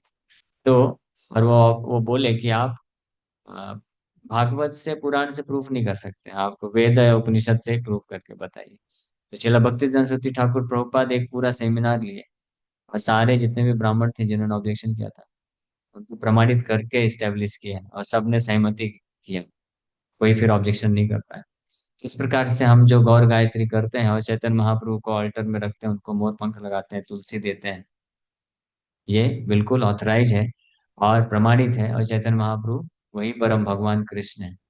तो उनके बराबर ही हम उनको पूजा करते हैं, मानते हैं, स्वीकार करते हैं। लेकिन चैतन्य महाप्रभु की शिक्षा है क्या? कि कृष्ण को समर्पण करो। तो महाप्रभु ने शिक्षा जब दिया तो वैष्णव या गुरु बनकर के शिक्षा दिया। महाप्रभु ने कभी ये नहीं बोला कि मुझे शरणागत हो जाओ। महाप्रभु क्या शिक्षा दिए? यदि हमें आमा प्रति स्नेह ठाको समकारे, कृष्ण व्यतिरिक्त चर्चा ना करी। हाँ, कि अगर मेरे प्रति आप अपने भक्तों को बोल रहे थे, संन्यास ले रहे थे, मेरे प्रति आपको अगर स्नेह है, कृष्ण के अलावा और कोई वार्ता मत करो, कृष्ण को समर्पण करो, कृष्ण का नाम जप करो, कृष्ण के बारे में चर्चा करो। नहीं, कृष्ण ने क्या बोला? मुझे समर्पण करो, मेरा नाम जप करो, मेरा पूजा करो, मुझे नमस्कार करो। क्यों? क्योंकि कृष्ण कृष्ण के रूप में है, वहां पे परम भगवान के रूप में है, तो इसलिए वो डिमांड कर रहे हैं, यस सरेंडर टू मी। लेकिन महाप्रभु शिक्षा दिए कि आप वैष्णव या साधु या संत है, वो ऐसे डिमांड नहीं कर सकता है कि आप मेरा स्मरण करो, मेरा पूजा करो, मुझे समर्पण करो। उसका दायित्व क्या है? वो कृष्ण को समर्पण कराएगा। हाँ, तब वो वैष्णव है, साधु है। इसलिए कुछ मूर्ख लोग हुए हैं जो इस बेसिस पे किसी चैतन्य महाप्रभु ने कृष्ण को समर्पण करने के लिए बोला तो वो कैसे भगवान हो सकते हैं? वो कृष्ण नहीं हो सकते, नहीं तो उन्होंने फिर कृष्ण को समर्पण करने के लिए क्यों बोला? इस प्रकार का लॉजिक दे करके कुछ लोग महाप्रभु को भगवान स्वीकार करने के लिए नहीं तैयार होते हैं। लेकिन ये हमको समझना चाहिए कि श्री चैतन्य महाप्रभु ने रोल लिया है इसका वैष्णव का। वैष्णव के भाव में गुरु बन करके जब आए हैं महाप्रभु, तो उस भाव में क्या शिक्षा देंगे? उस भाव में ये नहीं बोल सकते ना, नहीं बोलेंगे ना वो कि तुम मुझे समर्पण करो। समझ पा रहे हैं मतलब? जब वो उसमें तो यही बोलेंगे कि कृष्ण को समर्पण करो, लेकिन है वो कौन? वो खुद ही कृष्ण है। हाँ? इसलिए जब उनको कोई कृष्ण के रूप में एड्रेस करता था तो कान बंद कर लेते थे। हाँ। और कभी कभी फंस भी जाते थे ऐसे। उनके कोई इंटेलिजेंट डिसाइपल मिल गया तो जब सनातन गोस्वामी को शिक्षा दे रहे थे महाप्रभु, तो श्री चैतन्य महाप्रभु सनातन गोस्वामी को बोले अलग अलग सतयुग द्वापर त्रेता युग के भगवान के रूप का वर्णन की, कि सतयुग में द्वापर में त्रेता में भगवान ऐसे दिखते हैं, ये कलर है, उनका ये कार्य होता है, इस प्रकार से वो जो है युग धर्म की स्थापना करते हैं। कलयुग का नहीं बता रहे थे, कलयुग का बोले बस कि हाँ कलयुग में नाम संकीर्तन के चले जाते हैं, ज्यादा डिटेल में कुछ बोल नहीं रहे थे। तो सनातन गोस्वामी बोले कि प्रभु कलयुग में जो भगवान आते हैं उसका थोड़ा डिटेल में वर्णन करिए ना, उनका कलर बताइए, कैसे दिखते हैं, क्या करते हैं, वो सन्यास भी लेते हैं क्या, परिणाम संकीर्तन कराते हैं? तो महाप्रभु, हरे कृष्ण, जय जगन्नाथ। तो महाप्रभु बोले है ज्यादा बातें नहीं करने का, जितना बताया उसी सिलेबस में से क्वेश्चन पूछो, आउट ऑफ सिलेबस क्वेश्चन है तुम्हारा। तो महाप्रभु उसको नेग्लेक्ट कर, क्योंकि उसमें नहीं करना चाहते थे वर्णन। लेकिन कृष्ण के बारे में, राम के बारे में और अन्य अवतारों के बारे में पूरा विस्तार से चर्चा की है। सो ये इस प्रकार, इसलिए भाव एक अलग चीज होता है और तत्व अलग चीज होता है। तो हमको तत्व को पकड़ के चलना चाहिए। तत्व क्या कहता है? किसी चैतन्य महाप्रभु वही स्वयं भगवान है, जो कृष्ण है ना? लेकिन उन्होंने भाव भाव अंगीकार किया किसका? गुरु का या वैष्णव का। वैष्णव तो फिर गुरु भी बने, आचार्य बने। आप अपनी आचरती प्रभु जीव रस सिखाई। इसलिए महाप्रभु दीक्षा भी लिए, प्रामाणिक गुरु शिष्य परंपरा में आकर के दीक्षा लेकर के। ओके, कृष्णन तो परंपरा चालू करते हैं। कृष्ण ने चालू किया परंपरा ब्रह्मा जी से, लक्ष्मी जी से, शिव जी से, सतीश कुमार से। लेकिन चैतन्य महाप्रभु दीक्षा लेकर के तो ये प्रदर्शित कर रहे हैं कि कोई गुरु जो है खुद से परंपरा चालू नहीं कर सकता है। कोई भी गुरु खुद से परंपरा चालू करता है कि फिर उसका डिसाइपल का डिसाइपल डिसाइपल ऐसा। हाँ, ऐसा कोई बोलता है कि आप पूछते हैं किसी से आपका गुरु कौन है, फिर गुरु का गुरु कौन है, फिर उसका कौन गुरु? बोले उसका कोई नहीं, वो सेल्फ रियलाइज्ड। तो समझना चाहिए वो परंपरा क्या है? अप्रामाणिक है। तो इसलिए महाप्रभु ये नहीं करना चाहते थे गुरु बन के जब आए, इसलिए उन्होंने प्रामाणिक संप्रदाय से परंपरा को स्वीकार किया। और अपने खुद के ग्रंथ को भी कोई नहीं बना के दे सकता है, केवल और केवल भगवान ही दे सकते हैं। ये भागवत में स्पष्ट लिखा है, भगवत अ, धर्मम तो साक्षात भगवत प्रणीतम। भगवत प्रणीतम मतलब धर्म क्या है? जो भगवान प्रणीतम है, भगवान जो बोलते हैं, भगवान जो इस्टेब्लिश करते हैं वो धर्म है। हाँ, इसलिए ऐसे कई लोग होते हैं या कुछ लोग होते हैं जो किसी धर्म के मार्ग को पालन करते हैं, लेकिन उनका जो ग्रंथ होता है वो क्या होता है? वो गीता भागवत पुराण उपनिषद नहीं होता है। उनके गुरु जी ने जो ग्रंथ लिख के दिया है वही फॉलो करते हैं। तो वो भी क्या हो जाता है? अप्रामाणिक हो जाता है। क्योंकि कोई भी गुरु, वैष्णव, साधु, संत धर्म पे ग्रंथ नहीं दे सकता है। वो धर्म के जो ग्रंथ हैं उस पे टीका दे सकता है, व्याख्या दे सकता है। बस लाइक क्या लॉयर जो है वो लॉ लॉ लिख सकता है क्या? लॉ नहीं लिख सकता है। जो बहुत एक्सपर्ट लॉयर है वो लॉ को व्याख्या कर सकता है। हाँ, लेकिन लॉ नहीं लिख सकता है। उसके द्वारा जो लॉ लिखा जाएगा उसकी प्रामाणिकता कहाँ होगी? कुछ प्रामाणिकता नहीं होगी। समझ पा रहे हैं ना? तो इस प्रकार से साधु संत गुरु वैष्णव का कर्तव्य क्या है कि जो लॉज ऑफ गॉड, भगवान के जो कानून है यानी धर्म ग्रंथ, उसकी व्याख्या करके वो बताए, उसको खुद भी पालन करे और व्याख्या भी करे, दूसरों को भी पालन कराए।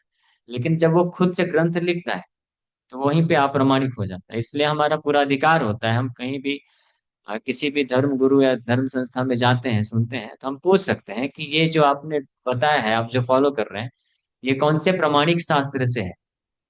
प्रमाणिक शास्त्र, प्रमाणिक शास्त्र कौन है? वेद, वैदिक शास्त्र और वैदिक शास्त्र पे आधारित जो ग्रंथ लिखे गए हैं, उनको प्रमाणिक शास्त्र बोला जाता है, रिवील्ड स्क्रिप्चर्स बोला जाता है। तो इसलिए चैतन्य महाप्रभु ने अपने खुद का कोई ग्रंथ भी नहीं दिया। सठ गोस्वामी अपने डिसाइपल्स को महाप्रभु क्या बोले कि आप जो वैदिक शास्त्र है, प्रमाणिक शास्त्र है, उनको गहन अच्छे से अध्ययन करके उसका व्याख्या करो, स्थापित करो, वहां से भक्ति की महिमा को स्थापित करो। हाँ, तो जो षड गोस्वामी, रूप सनातन गोस्वामी, जीव गोस्वामी के जो ग्रंथ है ना, वो भी प्रमाणिक शास्त्र के में आते हैं। क्यों? क्योंकि उन्होंने अपने मन से नहीं लिखा।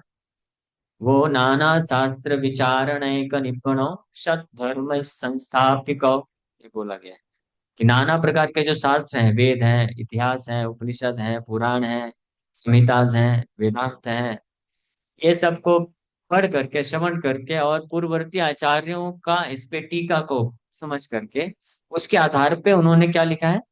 व्याख्या लिखा है। जीव गोस्वामी का जो षट संदर्भ है वो क्या है? वो उनका खुद का ग्रंथ नहीं है, उनकी व्याख्या है ये प्रमाणिक शास्त्रों के ऊपर। तो ये डिफरेंस हमेशा जानने का। दो चीज में बताया, एक महत्वपूर्ण।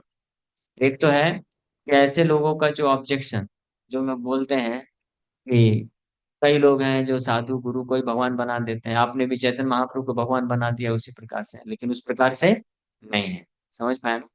और दूसरा, कई लोग हैं जो बोलते हैं कि अपने अपना पंथ खोल लेते हैं लोग और अपने अपने ग्रंथ दिखा देते हैं। तो आप भी अपना अपना ग्रंथ दिखाते हो, चैतन्य चरितमृत, चैतन्य भागवत, सत्संदर्भ, है ना? तो ये प्रतीत होता है वैसा, लेकिन वैसा है नहीं, अंतर है। समझ पा रहे हैं ना? प्रमाणिक ग्रंथ कौन होते हैं, प्रमाणिक ग्रंथ नहीं होते हैं। तो गीता भागवत शास्त्रों पे आधारित जो ग्रंथ है उनको भी प्रमाणिक मानना चाहिए, वो प्रमाणिक ग्रंथ होते हैं। इसलिए कविराज गोस्वामी, देखिए हम लोग चैतन्य चरितमृत पढ़ रहे हैं, तो ये कृष्णदास कविराज गोस्वामी का ग्रंथ नहीं है, इन्होंने व्याख्या लिखा। और इसमें कई उपनिषद, भागवत और वेद से कोट कर रहे हैं, शास्त्र का रेफरेंस दे करके उसको सरल भाषा में समझा रहे हैं, व्याख्या। तो इसलिए कोई भी शास्त्र, कोई भी ग्रंथ है या कोई भी साधु का प्रवचन है जिसमें मूल ओरिजिनल जो शास्त्र है उसके श्लोक अगर नहीं है, निहित नहीं है उसमें वर्णन, तो वो प्रमाणिक नहीं मानना चाहिए।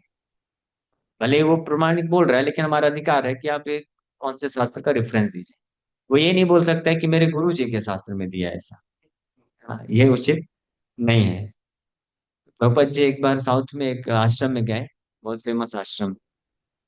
तो वहां पे गए, वो भगवत गीता वो लोग दे रहे थे, भगवत गीता ऊपर लिखा था कवर में, खोल के देखे तो कोई भी श्लोक नहीं है गीता का।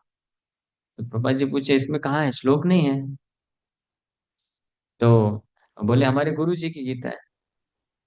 किसकी गीता है? गुरु जी की गीता है। तो गुरु जी की गीता है तो गुरु जी गीता लिखो ना, भगवत गीता क्यों लिख रहे हो? कृष्ण की गीता है ही नहीं, कृष्ण ने जो गाया, जो बोला श्लोक वो है ही नहीं, तो भगवत गीता उसको नहीं बोल सकते हैं। फिर प्रभुपाद जी पूछे कि आप वहाँ पे, आप आश्रम में क्या करते हो, आपका साधना क्या है? तो बोले हम गुरु जी के चरणों को ध्यान करते हैं। क्यों? क्योंकि बोले कि श्री कृष्ण ने बोला अर्जुन को, अर्जुन हमेशा मेरा चिंतन करो। तुम्हारे गुरु जी ने सिखाया है कि कृष्ण अर्जुन के गुरु हैं। उस प्रकार से तुम्हारा गुरु कौन है? हाँ, लॉजिक तो कहीं से भी फिट कर सकते हैं। तो लॉजिक फिट कर दिया, तो डिसाइपल भी ऐसे ही थे। हाँ, सही बोल रहे हैं। हमारे गुरु कृष्ण थोड़ी ना है। कृष्ण तो अर्जुन के गुरु थे, तो अर्जुन कृष्ण का ध्यान करेगा। और हम, हमारे गुरु तो ये है। तो इसको क्या बोलते हैं? Don't be phonetic. फेनेटिक मत बन जाओ। कृष्ण ने जो बोला है इट इज फॉलो करो, उसके शब्दों को, अर्थ को समझो। कृष्ण वहां पे अर्जुन के गुरु हैं, तो कृष्ण के लिए सब कुछ करेगा अर्जुन। लेकिन अभी तुम्हारा गुरु कौन है, तो उसके लिए करोगे। लेकिन समझ पा रहे हैं ना? इसलिए गौड़ी वैष्णव को कुछ लोग फेनेटिक समझते हैं, चैतन्य लेकिन प्रभुपाद जी हमको क्या समझाए? कृष्ण जब ये बोल रहे हैं मन मरा मत भक्त मत त्याजी माम नमस्कुरु, ये केवल अर्जुन बस के लिए नहीं बोल रहे हैं, सारे जीवात्माओं के लिए बोल रहे हैं। हाँ, चलो ये श्लोक आपने गुरु जी के लिए अप्लाई कर लो। लेकिन ये वाला श्लोक कैसे अप्लाई करोगे? सर्वयोनिषु कौन्तेय तया संभवन्ति अहम बीज प्रदापिता। ये जितनी भी संसार में योनियां हैं, सबका बीजदाता पिता मैं हूँ। अब बताओ आपके गुरु जी कर पाएंगे ये? हाँ, गुरु जी के कितने बच्चे हैं पूछो जाके। कृष्ण ही है जो क्लेम कर सकते हैं कि जितने भी असंख्य योनियां हैं, असंख्य जीवात्मा है, सबका पिता मैं हूं, मैंने बीज दिया है। और कोई नहीं कर सकता है। तो इससे यानी अगर थोड़ा भी बुद्धि होगा किसी शिष्य के पास, तो इसके दिमाग में क्वेश्चन उठेगा ना। ऐसे शिष्य लोग फिर आ गए, प्रभुपाद जी का भगवत गीता यथारूप पढ़ने लग गए। एनीवे, बट ये डिफरेंस आप समझ के रखिएगा ना। जो कृष्ण यामल तंत्र में बोला गया है, पुण्य क्षेत्रे नवद्वीपे भविष्यामि सची सुता, कि पुण्य क्षेत्र नवदीप नामक पुण्य क्षेत्र में मैं सची सुता के रूप में प्रकट होऊंगा। भविष्य में प्रकट होऊंगा मैं, भगवान कृष्ण ये बोलते हैं। फिर वायु पुराण में लिखा हुआ है, वायु पुराण, कलौ संकीर्तनारंभे भविष्यामि सचेसुता। कलयुग में मैं संकीर्तन आंदोलन का प्रवर्तक बन के आता हूँ, और सची माता के पुत्र के रूप में प्रकट होता हूँ। वायु पुराण का श्लोक है। फिर ब्रह्म यामल तंत्र में लिखा हुआ है, "अथ वाहम नरागामे भूत्वा मद भक्त रूप धृक् मायायाम च भविष्यामि कलौ संकीर्तनागमे।" कि बोल रहे हैं कि sometimes I personally appear on the surface of the world in the garb of a devotee, भूतवा मत भक्त रूप धृक, अपने भक्त का रूप लेकर के भी कभी, हर कलयुग में नहीं आता हूँ। यहाँ से ये भी पता चलता है कि हर कलयुग में स्वयं कृष्ण नहीं आते हैं। आई पर्सनली अपीयर, कृष्ण बोल रहे हैं कि मैं खुद भक्त के रूप में कभी कभी प्रकट होता हूँ। विशेष रूप से मैं प्रकट सच्ची माता के पुत्र के रूप में भी प्रकट होता हूँ कलयुग में, और संकीर्तन आंदोलन प्रारंभ करता हूँ। और अनंत संहिता में बताया गया है, य एव भगवान कृष्ण राधिका प्राण वल्लभ सुदादौ स जगन्नाथो गौरा आसीन महेश्वरी। ओ महेश्वरी, भगवान शिव पार्वती को बोल रहे हैं कि श्री कृष्ण भगवान स्वयं, जो कि श्रीमती राधा रानी के प्राण वल्लभ हैं, वो जो है गौर के रूप में, गौरांग महाप्रभु के रूप में प्रकट होते हैं। तो ये इस प्रकार से यहाँ पे तो आठ सात आठ शास्त्रों का प्रमाण रूपाज दे करके वर्णन कर रहे हैं। ऐसे बहुत सारे शास्त्र में प्रमाण है ना। महाभारत में भी है एक श्लोक, विष्णु सहस्त्र नाम, मालूम है? सुना है? विष्णु सहस्त्र नाम में एक नाम आता है, हाँ, संन्यास कृत समा शांतो निष्ठा शांति परायण। ये भगवान के एक अवतार का वर्णन है कि संन्यास कृत क्षमा शांतो, जो संन्यास लेते हैं और शांति परायण है, निष्ठा शांति परायण है। निष्ठा मतलब भगवान निष्ठा, जो खुद भक्ति भाव में निष्ठ रहते हैं और शांत स्वभाव के रहते हैं, मतलब हथियार नहीं उठाते। क्षमा, निष्ठा शांति परायण, और गौर वर्ण के हैं, हेमांग वर्णो, ये विष्णु सहस्त्र नाम है। तो ये 5,000 साल पहले ही व्यास देव जी लिखे विष्णु सहस्त्र नाम में, महाभारत में। लेकिन उसके पहले ऐसा कोई भी अवतार नहीं है जो इस प्रकार के गुणों को प्रकट करता हो। तो अवतार कौन है? वो यही है, गोपीनाथ आचार्य सार्वभौम भट्टाचार्य से जब बात कर रहे थे तो यही प्रश्न उन्होंने पूछा था कि आप तो इतने बड़े विद्वान हैं, सब पढ़ा है ना, विष्णु सहस्त्रनाम में भला बताओ ये अवतार कौन है। तो सार्वभौम भट्टाचार्य भी सोच रहे थे वही तो होगा। हाँ तो बताओ ना कौन है, पूरा शास्त्र पढ़ा है ना आपने, बाकी सारे अवतार का आप बता सकते हो कि हाँ ये तो कृष्ण हुए, ये राम हुए, ये वराह हुए, ये नरसिंह हुए। अब ये वाला बताओ सन्यास कृत कौन सा अवतार सन्यास लिया है, कहाँ है वो अवतार। वो अवतार तुम्हारे सामने खड़ा है, तुम देख नहीं रहे हो। कलयुग में आता है और हरिनाम संकीर्तन कराता है। हाँ तो सर मोटे ऐसे तैसे मान लूंगा मैं। तो फिर बोले ठीक है वेट एंड वॉच, को दिखाएंगे। तो महाभारत ऐसे अनेकों शास्त्रों में प्रमाण है। और अगर आप जानना चाहते हैं और प्रमाणों को, तो इतने सारे शास्त्र पढ़ नहीं पाएंगे कलयुग में। तो इसलिए हम सबके लाभ के लिए श्रील भक्तिविनोद ठाकुर एक ग्रंथ लिख दिए हैं, जिसमें सारे शास्त्रों को निचोड़ करके बता दिए। उसको नवदीप धाम महात्म्य बोलते हैं, प्रमाण के रूप में। ऐसे नवदीप में ऐसे अनेकों लीला स्थलियां हैं, ऐसे अनेकों लीलाएं हुई हैं महान आचार्यों की और भगवान की स्वयं, जिससे पता चलता है कि नवदीप वही अभिन्न वृंदावन धाम है और श्री चैतन्य महाप्रभु वही परम भगवान कृष्ण है। रामानुजाचार्य जितने भी चारों संप्रदाय के प्रमुख आचार्य हैं वो सब नवदीप गए थे और उनकी लीलाएं हुई, महाप्रभु उनको आदेश दिए। रामानुजाचार्य भी गए थे। रामानुजाचार्य गौरांग महाप्रभु के रूप का दर्शन किए तो भाव विभोर हो गए। बोले अरे ये मैं क्या प्रचार कर रहा हूँ, प्रचार तो ये करना चाहिए। महाप्रभु "श्श्श, शांत, बोलने का नहीं, चुपचाप बस अंदर ही अंदर रिलीज करो और जाओ दास्य भक्ति का प्रचार करो, है ना। भगवान विष्णु की दास्य भक्ति का प्रचार करो, अभी ये सब रिवील नहीं करने का। उन लोगों को बस दास्य भक्ति में का ही अधिकार है। रामानुजाचार्य को पता था गौरंग महाप्रभु के बारे में, लेकिन उन्होंने रिवील नहीं किया क्योंकि भगवान ने मना किया।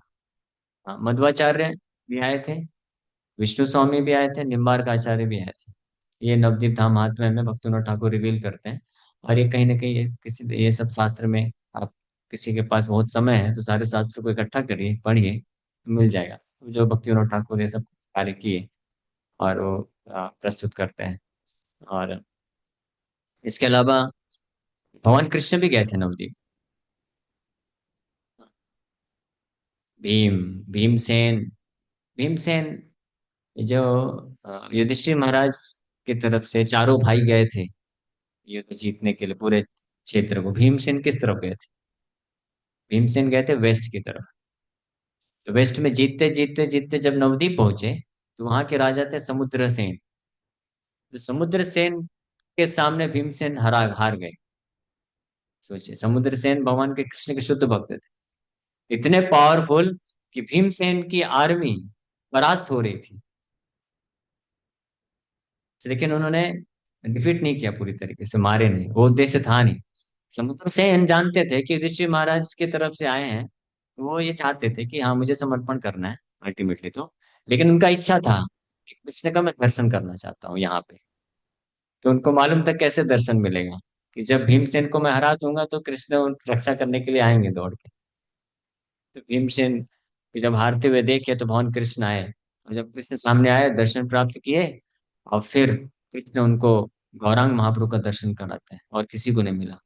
भगवान कृष्ण बोले मैं आपकी भक्ति से प्रसन्न हूँ और इसी धाम में मैं गौर वर्ण में आता हूँ, आने वाला हूँ 4500 साल बाद, तुम भी रहोगे। तो वो धन्य हो गए कृष्ण के ऐसे रूप का दर्शन करके। फिर डिफीट, फिर भीमसेन को फिर लड़ाई ही नहीं की, बोले हाँ ठीक है डिफीट कर दो। भीमसेन को आश्चर्य हो रहा था ये क्या हुआ, ठीक है जो भी हुआ कृष्ण की लीला है, नहीं समझ सकते हैं। भगवान की जो लीलाएं हैं हमको विस्तार से नहीं मालूम है। रामायण में और महाभारत में या भागवत में कहीं भी भगवान के अवतार, भगवान का जो लीला हुआ है पूर्ण रूप से वर्णन किया जा सकता है, नहीं किया जा सकता है। भगवान रामचंद्र वन में गए, कितने साल वन में रहे, 14 वर्ष। हाँ, 12 वर्ष तो यही थे ना चित्रकूट में, 12 वर्ष से 13 वर्ष, 11 वर्ष कुछ ना। हाँ तो आप सोचिए, आप रामचरितमानस पढ़िए या वाल्मीकि रामायण पढ़िए, कितना वर्णन आपको मिलता है कि चित्रकूट में क्या क्या लीला की। हाँ, क्या भगवान बस ध्यान में बैठे हुए थे, भगवान असंख्य लीला की है चित्रकूट में भी। और फिर पूरा जो वनवास का जर्नी है, असंख्य लीला हुआ है। कोई भी ऐसा व्यक्ति नहीं है जो उन सारी लीलाओं को पूरा वर्णन कर सके। तो भगवान जब भी कोई अवतरण लेते हैं, कुछ लीला करते हैं, उसमें से भगवान फिल्टर करते हैं केवल इसका, ठीक है 0.001% दे दो मनुष्य समाज को, इतने में ही उनका उद्धार हो जाएगा, इतना ही जरूरत है। हम जो भगवत गीता पढ़ते हैं 700 श्लोक है, देवताओं की गीता में ज्यादा श्लोक है, हमारे महाभारत में कितना श्लोक है, 1 लाख श्लोक बोलते हैं ना। हाँ, और ऐसी भी महाभारत है जिसमें करोड़ों श्लोक भी है। ऐसी भी रामायण है जिसमें करोड़ों श्लोक की रामायण है। ब्रह्मा जी ने नारद मुनि को जो रामायण सुनाया था, उसमें कई करोड़ों श्लोक की रामायण है, वो भी रामचंद्र भगवान के पहले। तो भगवान की जो लीलाएं है, अवतरण है, अगाध अगम्य है, अचिंत्य है। अचिंत्य अगाध अगम्य है। अचिंत्य मतलब चिंतन के परे, अगाध मतलब जिसको आप समझ नहीं सकते, अगम्य मतलब जहां तक आप पहुंच नहीं सकते। तो मनुष्य के कैपेसिटी के अनुसार अ, जितना जरूरत होता है उतना दिया जाता है। लेकिन ऐसे अनेकों और भी लीलाएं होती हैं जो हमको नहीं पता होती है, लेकिन फिर किसी किसी अन्य पुराण में भी कुछ कुछ और लीला प्रकट होकर आती है। जैसे कृष्ण की ही लीला है, भगवान रामचंद्र की भी लीला है। सीता माता का अपहरण हुआ, लेकिन वास्तव में अपहरण नहीं हुआ। ये वाल्मीकि रामायण में है क्या? है क्या? मैं पूछ रहा हूँ, या रामचरितमानस में? नहीं, लेकिन किसी ये पुराण में दिया हुआ है। कौन सा पुराण है? कूर्म पुराण। उसमें वर्णन आता है कि माता सीता का वास्तव में अपहरण नहीं हुआ था, वो तो छाया सीता का अपहरण करके ले गया। समझ पा रहे हैं? तो वाल्मीकि रामायण जब लिखे, तो वहां पे जरूरत नहीं उनको पड़ी, कि वहां पे भगवान नहीं प्रेरणा दी कि यहाँ पे मत लिखो इसको, यहाँ पे जरूरत नहीं है, यहाँ पे जैसे लीला चल रही है वैसे चलने दो। फिर अलग से कूर्म पुराण में ये जो है भगवान रिवील कराते हैं कि नहीं, वास्तव में सीता माता का अपहरण नहीं हुआ है, तो छाया सीता का अपहरण किया है। किसी और पुराण में कुछ और चीजें बातें रिवील होती है। जैसे कि सारे शास्त्रों को भी मिला देंगे तब भी पूरी लीला का वर्णन प्राप्त नहीं होगा। हाँ, तो इसी प्रकार से भगवान कृष्ण भी गए थे नवदीप, गौर वर्णन करते महाप्रभु का दर्शन कराए। भगवान रामचंद्र भी नवदीप गए थे, उसका भी वर्णन हर नवदीप धामात्म्य में दिया है। और वहां पे जाकर के ही भगवान रामचंद्र हाँ, जो है ये भी बताते हैं कि मैं कृष्ण के रूप में आऊंगा, और फिर उसके बाद गौरांग महाप्रभु के रूप में भी आऊंगा। और मोदन द्वीप में जाकर के भगवान रामचंद्र बड़े प्रसन्नचित हो गए। सीता माता उनसे पूछती हैं, क्या आप प्रभु क्या हुआ, आप इतने आनंदित क्यों लग रहे हैं आज? भगवान रामचंद्र बोलते हैं कि मैं आने वाले एक बड़ा विशेष अवतार लेने वाला हूँ, उसके बारे में स्मरण आ गया मेरे को, यहीं पे अवतरित होने वाला हूँ, और वो सोच करके मुझे आनंद मिल रहा है। तो माता सीता को जिज्ञासा हुई, है ना, कि भाई हमारे पति देव इतना आनंद क्यों ले रहे हैं, ऐसा आनंद के क्या विषय है, मुझे भी बताओ। तो जब भगवान रामचंद्र बताए तो सीता माता को आनंद नहीं मिला। भगवान रामचंद्र बताए कि मैं एक अवतार लूंगा, उसमें मैं संन्यास लूंगा। तो माता सीता बड़ी दुखी हो गई, आप संन्यास लेंगे प्रभु, आप मुझे त्याग देंगे, रोने लग गई। सोचिए, भगवान एक ये भी शिक्षा दे रहे हैं, संन्यास के बारे में बस सोच लेंगे आप, आनंद मिल जाएगा, ले लेंगे तो क्या मिलेगा। वही रामचंद्र भगवान कुछ समय पहले या कुछ समय बाद सीता माता का जब अपहरण होगा, तो एक सांसारिक व्यक्ति को शिक्षा देने के लिए एक बहुत ही आसक्त पति का लीला करेंगे। हाँ, लेकिन वही उसके पहले सन्यास के भाव को स्मरण करके सीता माता की इच्छा हुआ, वो कौन सा रूप लेंगे प्रभु, तो उनको भी गौरांग रूप का दर्शन कराते हैं। और कृष्ण के रूप का भी दर्शन, कृष्ण का तो विग्रह भी बनाए भगवान, अपने तीर से बनाए। वही विग्रह है गोपीनाथ, खीरचोर गोपीनाथ जो है रेमुणा में, भगवान रामचंद्र के द्वारा बनाया हुआ विग्रह है, 20 लाख साल पुराना, जो माधवेंद्रपुरी के लिए खीर चुराया था जिन्होंने। आज भी आप जाके दर्शन कर सकते हैं। रेमुणा बालेश्वर स्टेशन जगन्नाथपुरी के पहले आता है।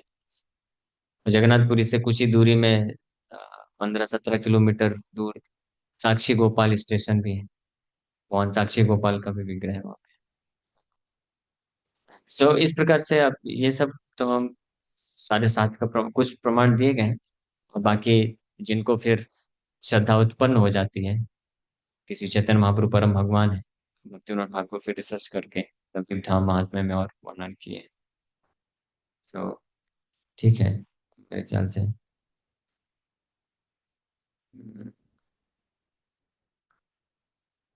और इसमें भी वर्णन है, भगवत गीता में भी। मालूम है, भगवत गीता में डायरेक्ट वर्णन नहीं है, लेकिन भगवत गीता में भी वर्णन आता है।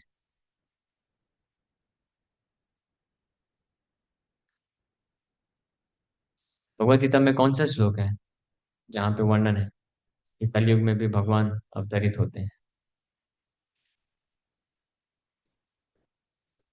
हाँ, किसी को मालूम है? वो जो फेमस वर्स है, यदा यदा ही धर्मस्य ग्लानिर्भवति भारत अभ्युत्थानमधर्मस्य तदात्मानं सृजाम्यहम्।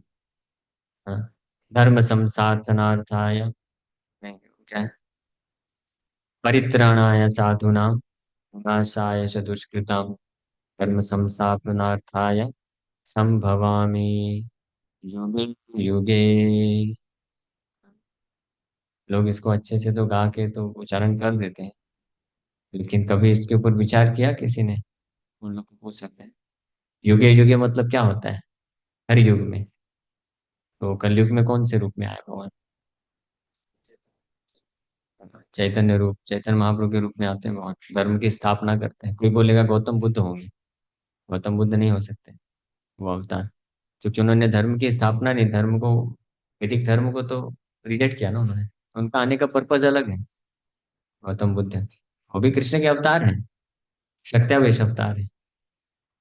हाँ, लेकिन उन्होंने ये कार्य नहीं किया, ये जो है धर्म, वैदिक धर्म की स्थापना वाला कार्य।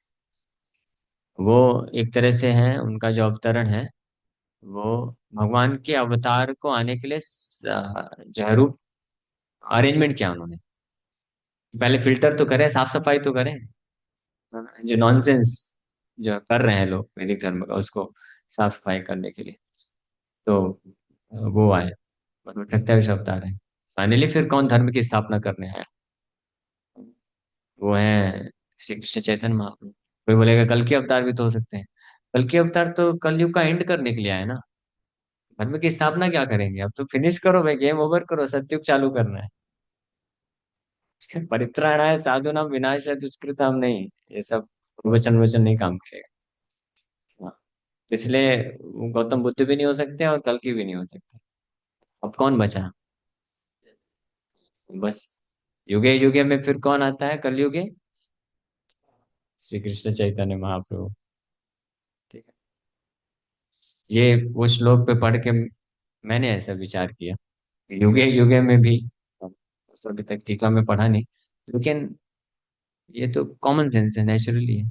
ये जो भगवान कृष्ण खुद बोल रहे हैं कि हर युग में मैं आता हूँ धर्म की स्थापना करने के लिए, साधुओं की रक्षा करने के लिए और दुष्कृताओं का विनाश करने के लिए।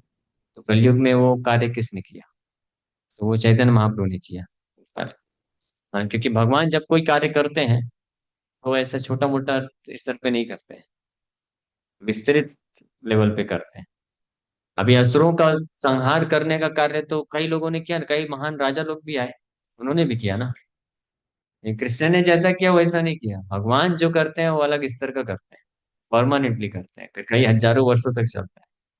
कई वैदिक धर्म को पालन करने वाले राजा महाराजा हुए जिन्होंने धर्म की रक्षा के लिए धर्म की स्थापना की, लेकिन कृष्ण के जैसा नहीं हुआ है। कृष्ण ने करोड़ों की संख्या में असुरों का विनाश किया। हाँ, वो और धर्म स्थापना की है भगवत गीता बोल के। ये और कोई नहीं कर सकता है, ये केवल कृष्ण ही कर सकता है। उसी प्रकार से कलयुग में भी धर्म को बचाने का कार्य कई साधु महापुरुषों ने किया, लेकिन धर्म की स्थापना का कार्य जो है वो भगवान करते हैं। ये हमें होनी चाहिए, समझ पा रहे हैं दोनों में अंतर? महाप्रभु के पहले भी साधु संत महात्मा लोग आए, तो जो धर्म है उसको बचाने का प्रयास किए। लेकिन ये कलयुग का जो धर्म है नाम संकीर्तन, ये पहले किसी साधु संत ने नहीं किया, इस विस्तृत स्तर पे प्रचार प्रसार महाप्रभु ही किए। नाम संकीर्तन का प्रचार प्रसार जिस प्रकार से श्री चैतन्य महाप्रभु किए, वैसा और किसी साधु संतों ने नहीं किया है। फिर साधु संत बाद में उसको बचाते हैं, उसको एक्सपेंड करते हैं, विस्तार करते हैं। बीजारोपण कौन करता है? वो स्वयं भगवान ही करते हैं, भगवान ही आकर के बीज बोते हैं। फिर उसके बाद जो है, बाद में उसको सिंचाई करना है, पालन पोषण करना है, वो सब साधु संत लोग करते हैं। समझ पा रहे हैं? ये आप चैतन्य भागवत ग्रंथ पढ़ेंगे तो उसमें पता चलेगा। हरिनाम संकीर्तन महाप्रभु, हम लोग 3 तारीख को जो कथा करेंगे, जन्म लीला, और कल से बाल्य लीला चालू करेंगे, तो उसमें भी ये पता चलेगा महाप्रभु कैसे ने प्राकट्य के साथ ही हरिनाम संकीर्तन को भी प्रकट करा दिया। नाम संकीर्तन सह अवतरी, नाम संकीर्तन, नाम संकीर्तन के साथ अवतरण हुआ भगवान। क्योंकि जब भगवान का जन्म हुआ, उसी समय से ही हरिनाम चालू हो गया है ना। तो साथ में लेकर के अवतरित ही हुए थे भगवान। ये कोई अन्य साधु संत भी नहीं कर सकता है, वो असिस्ट करते हैं। जो साधु संत वैष्णव आचार्य होते हैं वो क्या करते हैं? वो भगवान के सहायक है, भगवान को असिस्ट करते हैं उनके मिशन में। लेकिन मिशन की स्थापना कौन करता है? मिशन की स्थापना स्वयं भगवान करते हैं। इसको बोलते हैं धर्मम तो साक्षात भगवत प्रणीत। और इस कलयुग के मिशन या युग धर्म की स्थापना कार्य श्री चैतन्य महाप्रभु की है। ठीक है। इसलिए भागवत का जो श्लोक है, कृष्ण वर्णम तुषार कृष्णम सांगो पांगास्त्र पार्षदम यज्ञ संकीर्तन प्राय रजंती सुमेधसा। यह श्री चैतन्य महाप्रभु के लिए ही स्पेसिफिकली अप्लीकेबल होता है ना। कई साधु संतों ने भी प्रचार किया, लेकिन उनके लिए एप्लीकेबल नहीं होता है। वो सहायक है, असिस्ट करते हैं भगवान को। स्थापना प्रवर्तक, प्रवर्तक बोला गया है इसलिए। इसे संकीर्तनाय का पितरों कहा गया है। श्री चैतन्य महाप्रभु, नित्यानंद प्रभु उनको असिस्ट के साथ में मिलकर के संकीर्तनाय का पितरों। वंदे जगत प्रिय करो करुणावतार, वंदे जगत प्रिय करो करुणावतार। ठीक है। इसके साथ हम लोग यहीं पे विराम करते हैं। Thank you very much. आज की कथा में हम लोग श्री चैतन्य महाप्रभु के तत्वों का निरूपण किए, चैतन्य महाप्रभु कैसे परम भगवान है इसके ऊपर चर्चा की, और साथ ही साथ युग धर्म की कैसे स्थापना की। कल से हम लोग महाप्रभु की लीलाओं का श्रवण करेंगे। ठीक है। कल से गौड़ गौड़ कथा, गौड़ गौड़ मतलब मीठा मीठा। आज भी जो ध्यान से सुने होंगे तो मीठा मीठा लगा होगा, लगा कि नहीं लगा? कुछ कुछ। कल लीला के साथ और भी आनंद को मिलेगा, लेकिन ये जरूरी था। इसलिए जो लोग कल से आने वाले हैं तो उनको बोल सकते हैं कि आज का कुछ थोड़ा सुन ले, तो महाप्रभु का तत्व पता चल जाएगा। मेरे ख्याल से लाइव किया तो पता रहेगा, तो फिर भगवान की लीलाओं को श्रवण करने में और आनंद आएगा। Okay, thank you very much. Hare Krishna.